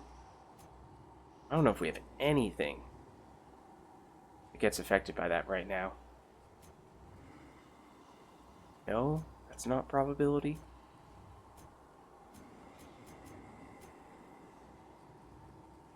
No. This is the only thing. Very small percentage chance. So we definitely do not want to build around that. I think we're going for this. Or we're re-rolling. We have 2 re-rolls. I might use one here. What else would we want, though? The one that gives us 1 or more instances of taking no damage in an encounter. I mean, sure, you'd usually like that at the beginning of a run, so that over the course of the run, you get a total of a lot of immunities. A lot of resistances. Even against Kronos, though, it could potentially save you from some pretty big hits. So it would be nice. Maybe this is still better, because he's going to have a lot more projectiles. Okay, so we do that. Oh, it's different. All the clamor, Lord. I don't think we've seen this yet in Hades 2. Hades 1, this existed. But as you can see down below, it says swap. We trade in 1 hammer upgrade. It randomly chooses one of the ones we have if we have multiple. And I don't remember if we have only 1 or if we ended up picking up a second. I think we might have.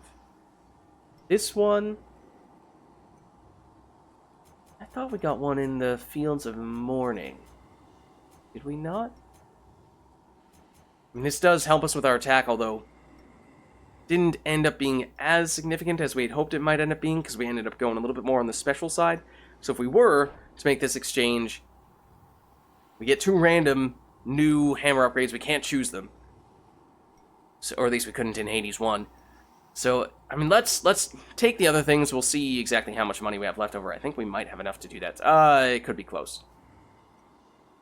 So do this. Olympus, I accept this message. That's Charon card. Automatically inflict weak on nearby foes, which means they deal 30 less damage, or at least 1 second. If we're close to Kronos, he's dealing less damage. That is kind of nice, and it is magic restoration as well. So I do like that conceptually. I think we take it. Then Apollo. Valuable enough. Casts get bigger. We do now have a cast boon. Revenge with Daze, which makes it possible that enemies deal no damage. I mean, against Kronos, him potentially dealing 0 damage is significant. So you know what? We'll do it. We're suddenly speccing into a lot of defensive stuff. And I guess with the freeze, we did kind of have some defensive things already from that. So with this, we are going to have enough still remaining to do this if we wanted. But it is a bit of a gamble.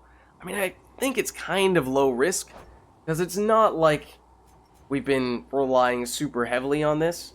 It is also giving us some damage in addition to the range, which is useful. There are some phases, like during the clock phase, if you can still hit Kronos, then technically it's kind of some free damage. But let's get this, and then we'll do it. See what we gained. And prophecy fulfilled from that. We might have just gotten one of those for the first time, in which case that might be why the prophecy did get fulfilled. Might just require that all you need is one. Projectiles from your specials orbit 20% faster. I think that is probably more useful for what we're doing. Channel your charge special faster and it uses less magic. Probably useful for us as well. I haven't been using the charge special that often, but it is probably worth doing it now. Moonlight, guide us. Okay. And as I think I was saying before, Hecate being goddess of moon or moon adjacent, because obviously Selene is the moon incarnate, so can't overlap too much with her, but it makes sense why we're saying things like that when we salute people. But okay, here we go. Let's dive in. Swim time. Time to swim.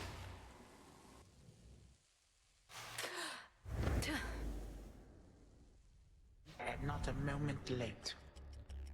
You would know. I am quite flummoxed with that boatman fellow just outside, who has the gall to scull his little boat right to my very doorstep. The satyrs have more fear of him than you. Not gonna lie. When I saw the line written out there, and I glanced down at it, I read that as not boatman, but Batman.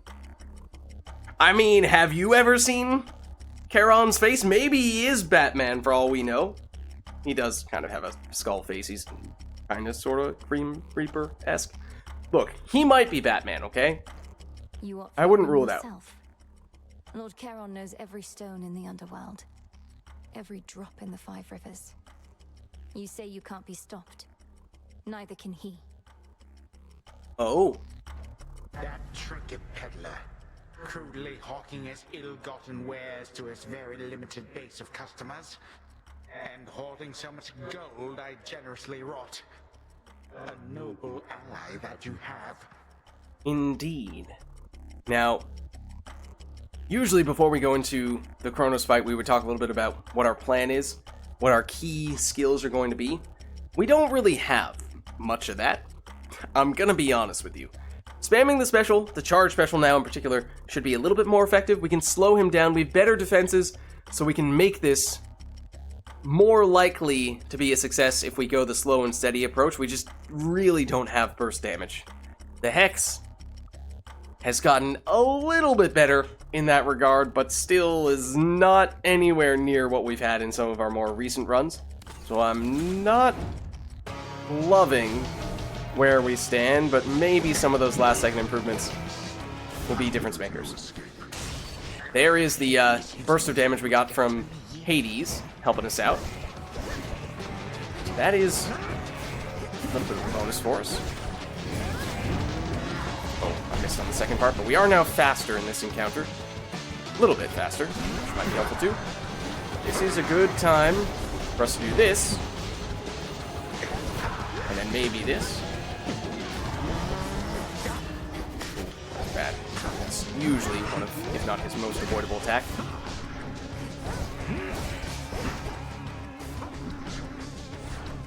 I was so tempted to pick that up. Is he at half health? No, he's not. So he's still now he is. Now he can do double and triple attacks. Except that one's never a double or triple, but it is, again, usually quite avoidable. There's 2, here's 3. excuse me. Oh, missed on the second part. 2. Only 2. That would have been a great time to use. Hold on. Hex, and it technically still could be. That's not horrible damage. Oh, that's a horrible place to stand, I can tell you that much. Don't like the rat man. Don't need me to tell you that. You already knew. I do like when they're standing right next to him, though. Although I shouldn't have aimed it that far away. I didn't really intend to.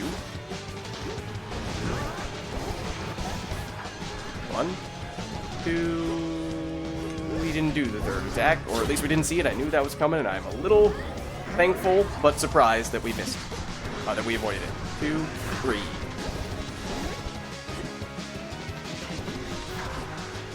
Oh, okay. This is a very bad place to be standing for the seas. Like me to hit us with this. Going. Okay, these give him 1 instance of damage immunity if he does hang out next to them. More than that if he hangs out for a while. Ooh. Which he sort of has been doing, but no, not enough to be an issue. That was a very bad place to stand. I don't know if I want to save this Hex for the next phase. He's going to start with the clock phase. Rather you not do that right now. 1. Only 1 move there. That was very strange. Oh. Not a great place for you to do that. I can't sneak up behind you very easily when you're in the corner. Okay. Should be close, though. Oh, he still hit us at the very last second there. That's unfortunate. But here we go. Second phase. Getting greedy. Snuck it in. Would not recommend doing that in general. Dodge out. Avoid that. Ooh, ever so close. I still... Okay. I think you want to be here. Not in any of the dark spots. Yes. Okay. I think I finally now understand how you're supposed to approach that one. I don't remember ever having gotten hit by that attack before, though. Maybe once in the previous run, actually. That is actually where you are supposed to stand, though, for that attack, which was very convenient. That is not, though. I did not realize when I was first activating that Hex that he was starting to do that attack. Not intentional to sneak that in on that occasion, though it did just barely work. It felt like it was closer than the first attempt. Cutting it closer than the first attempt. Remember, these are the guys that can heal him if you let them stick around for too long. Like this. Not good. Don't do that. Don't do that. Please stop that.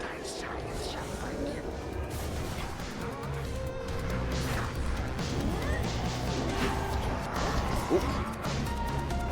I guess we can charge this up while you're doing that. Does make it easier for us to do this, except it would be better if we didn't leap into the clock hands as you... No, don't stand there. Here. Okay. We're learning. That has been a long time that he's done that attack for, and I've just never known how to approach it, so that is actually huge to finally learn. A little bit overdue to finally learn how to approach that one. Don't stand there. Ooh, do stand here, though. Charge this up. Hit you with this. And we're close. And we're done. Okay. I have returned from worse. Suffered much worse than from the likes of you. You're not wrong. Definitely wasn't as fancy. Didn't feel as powerful as our previous few runs have been, but it did still have enough to get the job done, and with a fair bit of margin for error at that. We didn't actually have to use any Death Defiance, somewhat surprisingly. How is this possible? Haha. It was, of course, just 2 fear on this occasion. But it still just felt like never really came together the way we wanted the build to. But good to see. We still made it work nonetheless. Now we get those. We get this, which is very important. And we taunt your remains. More or less. I have what I need for now. Maybe not.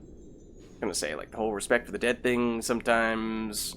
Maybe we do make some exceptions for Kronos, but I mean, he's not a very good guy. And he's not technically fully dead, so maybe we can make an exception. Okay, no lore here. We're just going straight to bed to dream. To the abyss of the subconscious I descend. To check in on our brother Zagreus, presumably. And that's what has happened every time we've been here before. Don't expect that to change anytime soon, but who knows? Darkness, guide me to my blood beyond the grasp of time.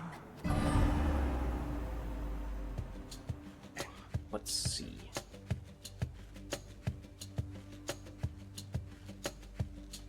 That dream, which means she must be close. Melinoe? Melinoe? That's a nice name. Melinoe, are you out there? Maybe. No? Brother. There. Here we are. Hello again, sister. You wanted me to search for signs of Kronos preparing for a big surprise, and while it isn't much, I did locate machinery in Tartarus that seemed a little out of place. Oh, okay, that's something. Machinery. You mean the gears that turn the ever-shifting chambers?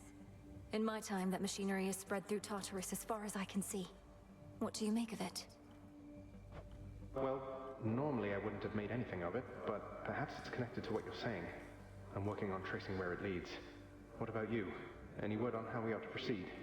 We've gotten a little bit of info from Hecate, although to be honest, last time we were seemingly telling you a lot more information than we had ever learned from Hecate, so just kind of got that out of nowhere, seemingly. We need a weapon. The problem is that Kronos can resist the arms once used to vanquish him. On top of that, it needs to be available both to you in your time and to me in mine. The closer to our family, the better. Can you think of something suitable? I mean, this as well just seems like we're coming up with this stuff out of nowhere, and okay, sure, maybe it's a good, logical guess, but it is still a guess, without much to base it upon, so it just feels like having a little more evidence for these guesses would be nice. Nothing immediately comes to mind. I have some mortal weapons in my chambers, but they hardly worked at any point. A weapon both in my time and in yours, and none of the infernal arms will do. Give it some thought, but please make haste. Kronos shall realize what I'm up to here eventually, and this connection weakens every night. For now, I'd better go. Connection weakens every night? I mean, our time with Zagreus is shorter every night, theoretically? Because that's also something we had not heard of before. But apparently somehow Melinoe knows this as well. Hold on. What happened to the servants of this house? To my friends? You said Kronos took everybody. Did you mean everybody, or... He has an interesting point. Well, no, Hypnos is with us, but fast Hypnos is the key. Melinoe'S too. He's marshalling the shades still loyal to our father. Poor Cerberus has been cast out into the morning fields. But as for all the rest... Charon? Don't sell Charon short. Oh, at least the good Commander Schelemius made it out. But Nyx, Achilles, Thanatos, Megara, Dusa, Orpheus... Our grandfather has all of them locked up. I'm afraid it appears so. He has our father bound in chains in Tartarus. I understand he's trapped the others, frozen them in time. But we can break his hold on them. I'm certain that we can. Goodbye for now, brother. Think of a weapon we can use to set this right. I think the key is going to be through Hypnos. Sure thing. I think of weapons all the time. Also think about the Roman Empire, even though that probably hasn't existed yet. We're counting on you, brother. We really showed him, didn't we, Freenos? Okay. Well, another successful run. A little bit lower fear on that occasion, although with seemingly a weaker build, we made it work, nonetheless. As for Dora, we are perhaps still in the process of figuring out all there is to learn after having unlocked her memories. So, yeah, I guess I cursed all mortal kind a while back. So what if I didn't mean it? Intent doesn't matter. Intent absolutely matters. So then you drank from the River Lethe to rid yourself of the memory of what transpired, to try and rid yourself of the guilt. pretty much. But you want to know the one thing I didn't let out of the jar? It was hope. I was scrambling and locked it in. The one thing I should have set loose, I didn't. Oh. I'm not so certain. We experience hope all the time, gods and mortals alike. If you had set it loose, perhaps it would have been smothered by all the other forces. And then what? Then mortals wouldn't be quite so delusional, maybe? Anyway, I think I want to be alone now for a bit. Thanks for talking through it with me, Mel. And making me remember. Okay, so it sounds like this might be the final conversation with Dora on this topic. Are you going to be alright? Yeah, probably. I think.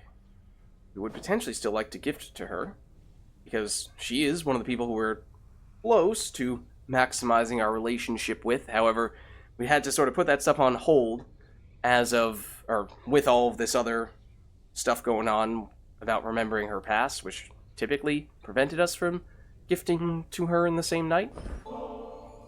Hey, now that the taverna's back, how about I treat you to a bit of the ambrosia of the gods? You have my word, it's good. Well, I guess I'm not in the middle of anything, and since you did give me your word... Know what? I'm in. Alright. Considered a delicacy, huh? Figures. Kind of a weird consistency. Are you supposed to drink this stuff or eat it? Oh, I couldn't tell you. You're mainly just supposed to savor it with friends. I agree it's a bit unusual, but then it's intended for extraordinary circumstances. Yeah? What makes this so extraordinary? We're just lounging around. Not in the tent, which granted isn't normal in my case, but still. It's ours to decide what's special, don't you think? Yes, we see each other night in and night out, but we have never shared a fancy bottle like this, just the two of us. There you go. I guess I see your point, but bit of a paradox or something, right? Ambrosia's meant for extraordinary events, but it's the ambrosia itself making things unnaturally festive. That's okay. I'm sure Dionysus would still approve. Supernaturally, even. My skin, it's beginning to crawl, as though something is here with us. Oh, gods. Huh? The gods themselves shall quake with fear, the likes of which your frail consciousness shall never comprehend. Okay.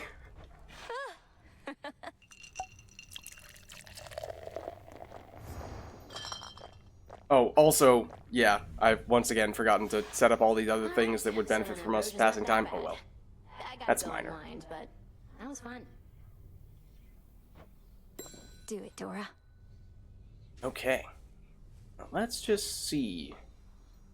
We're getting closer to maxing out our relationship with her, but not there yet.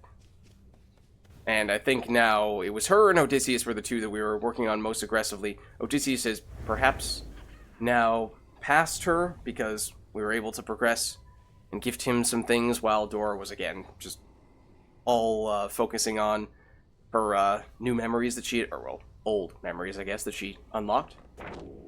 Let me see. Oh, interesting. The random hammer upgrades that we got at the end of that run just so happened to give us the one or two that we had never used before. Well, there you go. That allows us to finish this. Excellent.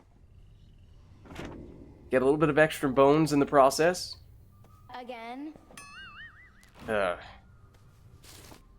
Hello. Speaking as someone with no small experience starting wars, I gotta say, just because I'm not working for Kronos doesn't mean I don't respect what he's been able to achieve. Thanks, Eris. That's okay. We've basically kind of, sort of, lumped you into the enemy category, even if you may not technically be siding with Kronos. Eris, that was one of the worst sentences I think I've ever heard. Yep. Go look at what he's done, objectively, and tell me I'm wrong. No, thank you. Alright. There's basically never anyone over there unless we're making a point of taking them to the pier. Made it back. Yeah, it was a little weird that Dora said she isn't usually in this area. Yes, we usually initially see her in the tent, but she does pop up here to facilitate decorations, which we, in general, What shall it be, witch? have not been doing much of, if at all, because it's all just cosmetic stuff. So, we can maybe do some of that at some point, but I'll be honest with you, I kind of just don't care about it much. If that's your thing, then by all means, but... Okay. Hello, Charon. I feel like he's been in the crossroads a fair bit as of late. I guess we do see his face a fair bit. I mean, he could be Batman. I wouldn't rule it out. I'm just saying. It's all here. We get Nightmare from that, which is very nice, and we have 7 Charon cars already because we've had so much gold we've been spending in our past several runs. We can immediately go back to getting more Nightmare, which is probably still the best option for us. Speaking of which, can we afford to buy any more? We could. Before we do that, we only picked up 1 fish that entire run. Wow. Let's pick up the nectar. I mean, yes, we're getting it a little more frequently nowadays. Trade you. Because we actually get bonuses from it on the run itself. We can still afford this, so that's great. Stardust, I'm not as concerned about. We have a bunch of that from Chaos Trials. If you're like, Lids, what's a Chaos Trial? You got there. You can check them. We've done a whole bunch of them, so you can check those out from some of our previous videos. But Nemesis is back here, and she says that, makes that little comment as if we aren't regularly making it to the end. We've run into her so many times, and she does, over the course of your playthrough, it seems, start to very slowly show up further and further along the way.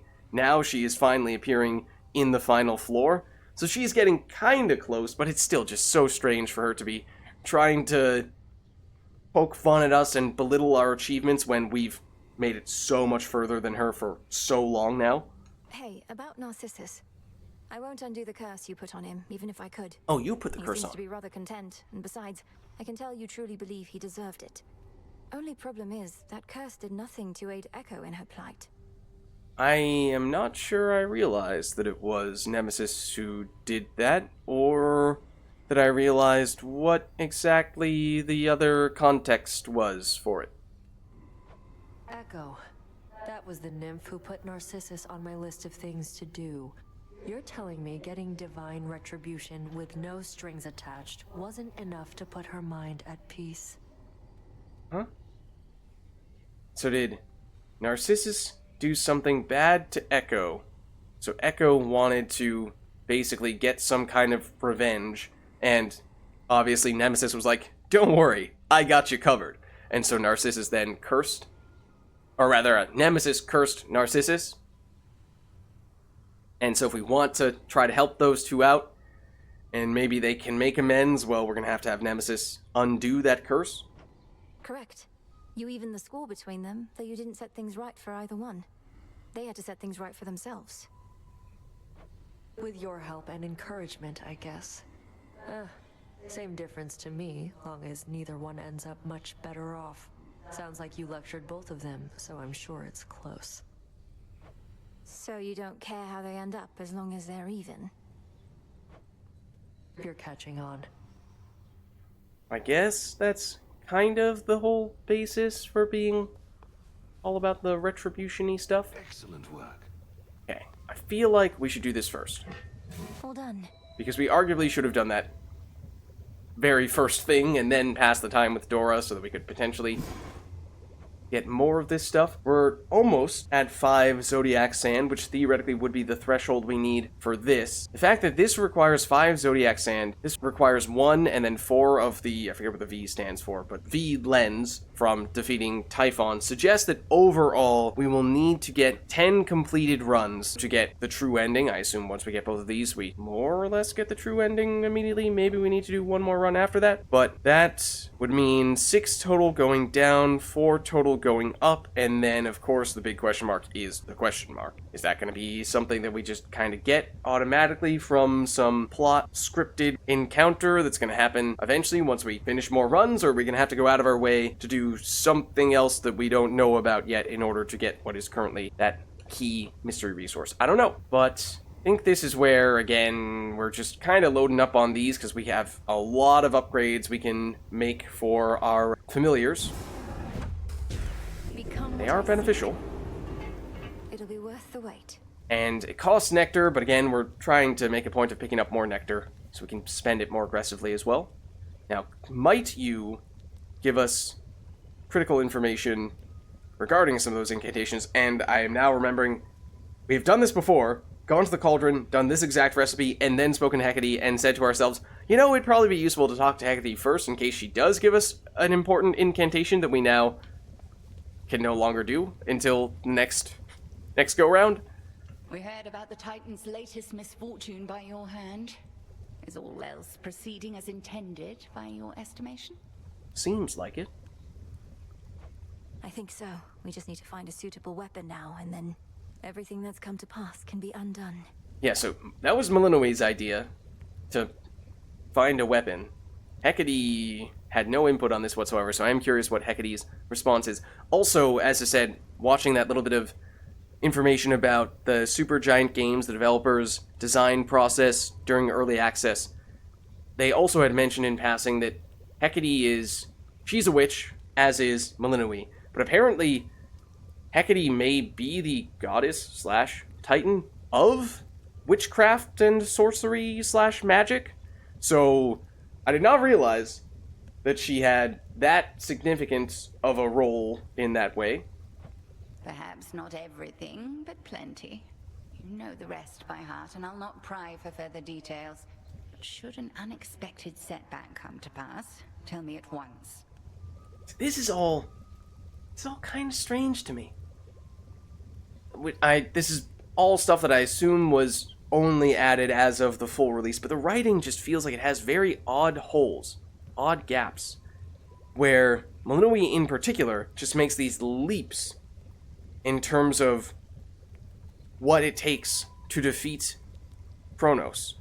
And maybe it's in part because I played in the early access and have done a bunch of successful runs in which everyone just sort of shrugged their shoulders and said, I don't know, maybe someday we'll figure out how to permanently defeat him.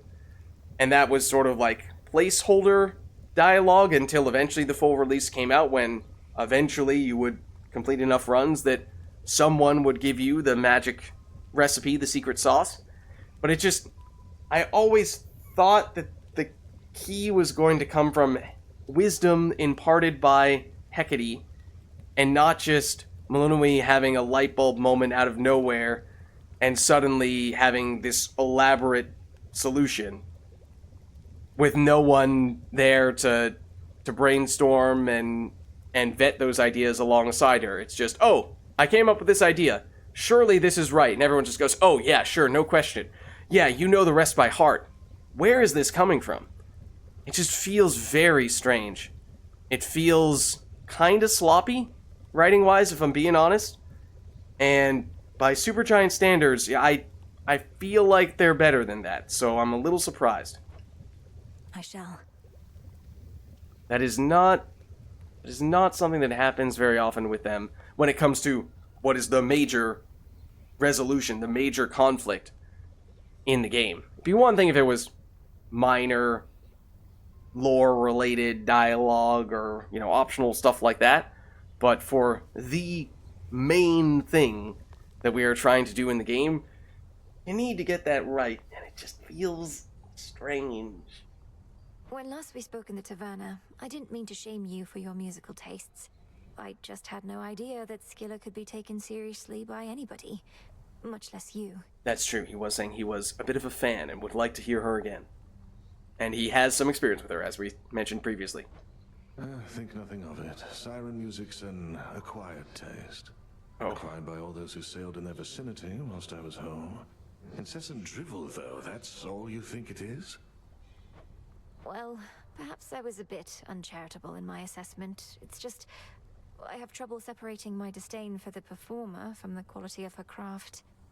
Honestly, that is true as a player as well. When, at least for the first encounter in which you hear one of the songs, Like, oh, that seems kind of cool. Sorry, I need to focus on this fight. And then once you've heard it a few times, and once you get more accustomed to that fight, you can process it a little bit more and appreciate it a little bit more as well. It must be very catchy, eh? There are definitely some catchy ones, though. Yep. Okay. Oh, what are you looking for? It's not time enough this night to invite Odysseus for an outing. What? Excuse me? What does that mean? We have... The fact that there isn't a special icon next to it means that that would just be a normal nectar that we would gift him, but that is kinda off-putting. Oh. You're ready. Hold on a second. There's an exclamation point above Hypnos' head. That could be really important. As I said, I do think Hypnos is going to be the key. Here you'll grow strong. So it may be that we are about to get some very important Hypnos updates here. Let's just check elsewhere real quick. I mean, I doubt there's anyone over here, so I think we are now checking out Hypnos, unless maybe the one other thing is, did we end up buying the Nightmare here? What do I need? We did. Okay. In that case, we are good to go, and I don't know what to expect. At first, it seems like a normal nothing encounter with Hypnos, but is there anything more than this? I never could delve into the abyss of the subconscious with you, O Sleep. With my brother, the path was so clear. Well, we shall find another way. That's not entirely true, at least in early access. There were one or two occasions on which we did actually delve into his subconscious, but might that be about to happen here? And there's a chance that they have retroactively removed that with the full release. Otherwise, it just seemed like that's more or less just an outright lie that Melinoe'S just gave. Moonlight guides you. Nothing immediately, but that does certainly seem to suggest that we'll be getting a lot more important stuff from Hypnos soon. Okay. Well, let's check in with Skelly real quick here. We did stick it to the Kronos guy. So how's it going with that giant mutt? Still up Oh? to no good in the morning fields? He's probably just bored. Cerberus? I've been able to break him free of whatever's taken hold of him there, though the affliction seems to keep coming back. That is true. That figures. He was the dreaded guardian of the gates. What, you think he'd let you pass just a one time, then never try to block you again? Okay, yeah, you know, you have a point. I was hoping he would, yes. Although it would be nice. Too bad. Welcome to your new home. Okay. So, I think in that case, we are good to go with this run. Wow, okay, I just noticed that. Yes, it is back to making the skull the bonus bones weapon, so we'll figure out what we want to do for our next run. But as for this one, another successful run. We did get the bonus nightmare from having just 2 fear on this occasion with the torches, which I'm pretty positive that this was the weapon it had been the longest since we last used, so good to reacquaint ourselves with it and still manage to defeat Kronos, even if we were perhaps a little rusty, and even if the build was not quite as strong as some of our previous ones. But anyways, this is the right time for us to wrap things up, so thank you all for watching, hope you enjoyed the video, and I'll catch you next time.